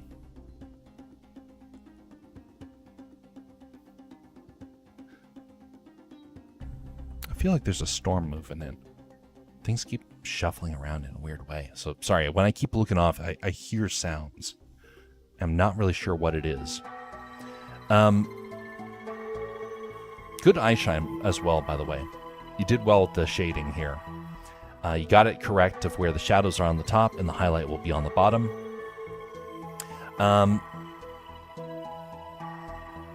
This part right here, I understand that there's supposed to be ear back there, but I would suggest for things like this to just omit that part. We know that there's going to be ear right around there. Otherwise, it looks almost like your brush had a glitch with it. Paranormal activity. What I'm more concerned in that is that there might be a bear. That's my bigger concern. It's part of living in Alaska. And so, one of the things you have to do, actually, in most parts, you have to look outside before you step out of your front door, because you don't want to accidentally be mauled. So which style is better, colorful or non-line at all? So I gotta say that when it comes to different styles, I'm somebody that actually prefers having no lines. But if you're going to have no lines, you need to do something else. You're starting to do it right here. Notice right here with the highlights that you have. You need to take it to the next level there. Just go onto the very edge of it and draw a nice hard highlight right along there, and it will add a lot of extra detail. But that also goes for some of the shadows as well. Not a hard like black shadow. I'm not saying that. I am saying like a harder, darker shadow to help that as well. That makes it more 3D in that sense. It will still keep that concept art feel, but it'll just make it a little bit more refined. Bigfoot, maybe. Ooh, I got a story of Bigfoot to tell you sometime. It's not mine. I will say that. It's not mine. But it's one where I completely believe the story. It's a story where a hand came into the window. Don't mess with Big Monkey Man. Scary to have kids around there then. Really? It's actually scarier to have them in the city. You know, there's more dangers in the city than there are in the wilderness. Well, correction. There's more dangers in the wilderness if you're not smart. If you understand how to be around animals, you're in the clear. There's very few things that are going to cause you problems. I'll try to experiment a little. Is the grain noticeable at all? It is noticeable. I would actually say that the grain can be turned up a little bit more. Just a tad. Maybe like 50% more strength. Well, not 50%, but like if it's a 10, make it 15. If it's 20, make it 30. That sort of thing.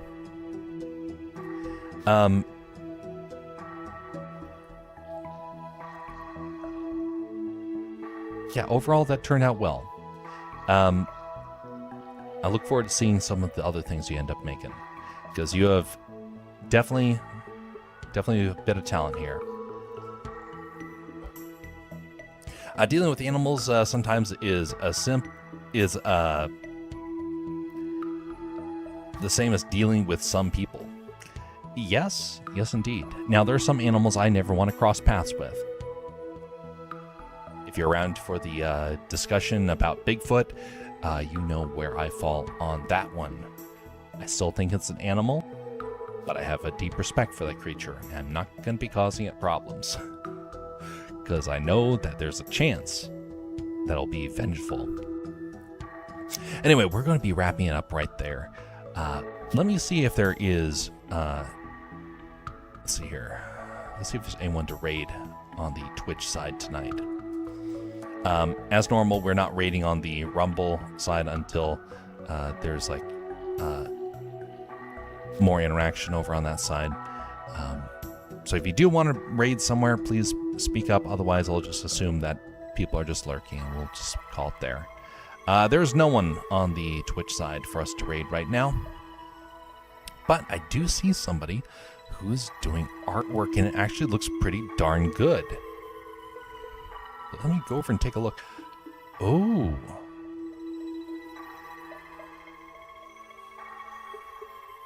That actually looks really nice.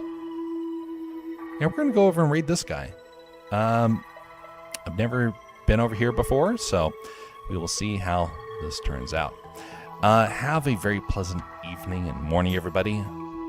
No matter what's happening to you in this life, be civil to one another.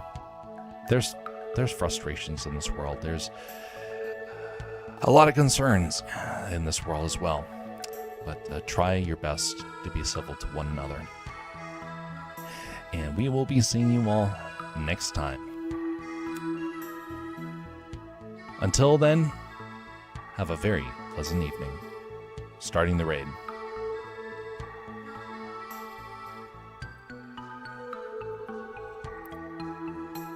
Heading on over there in 3, 2, 1. To the rest of you, thanks for stopping by.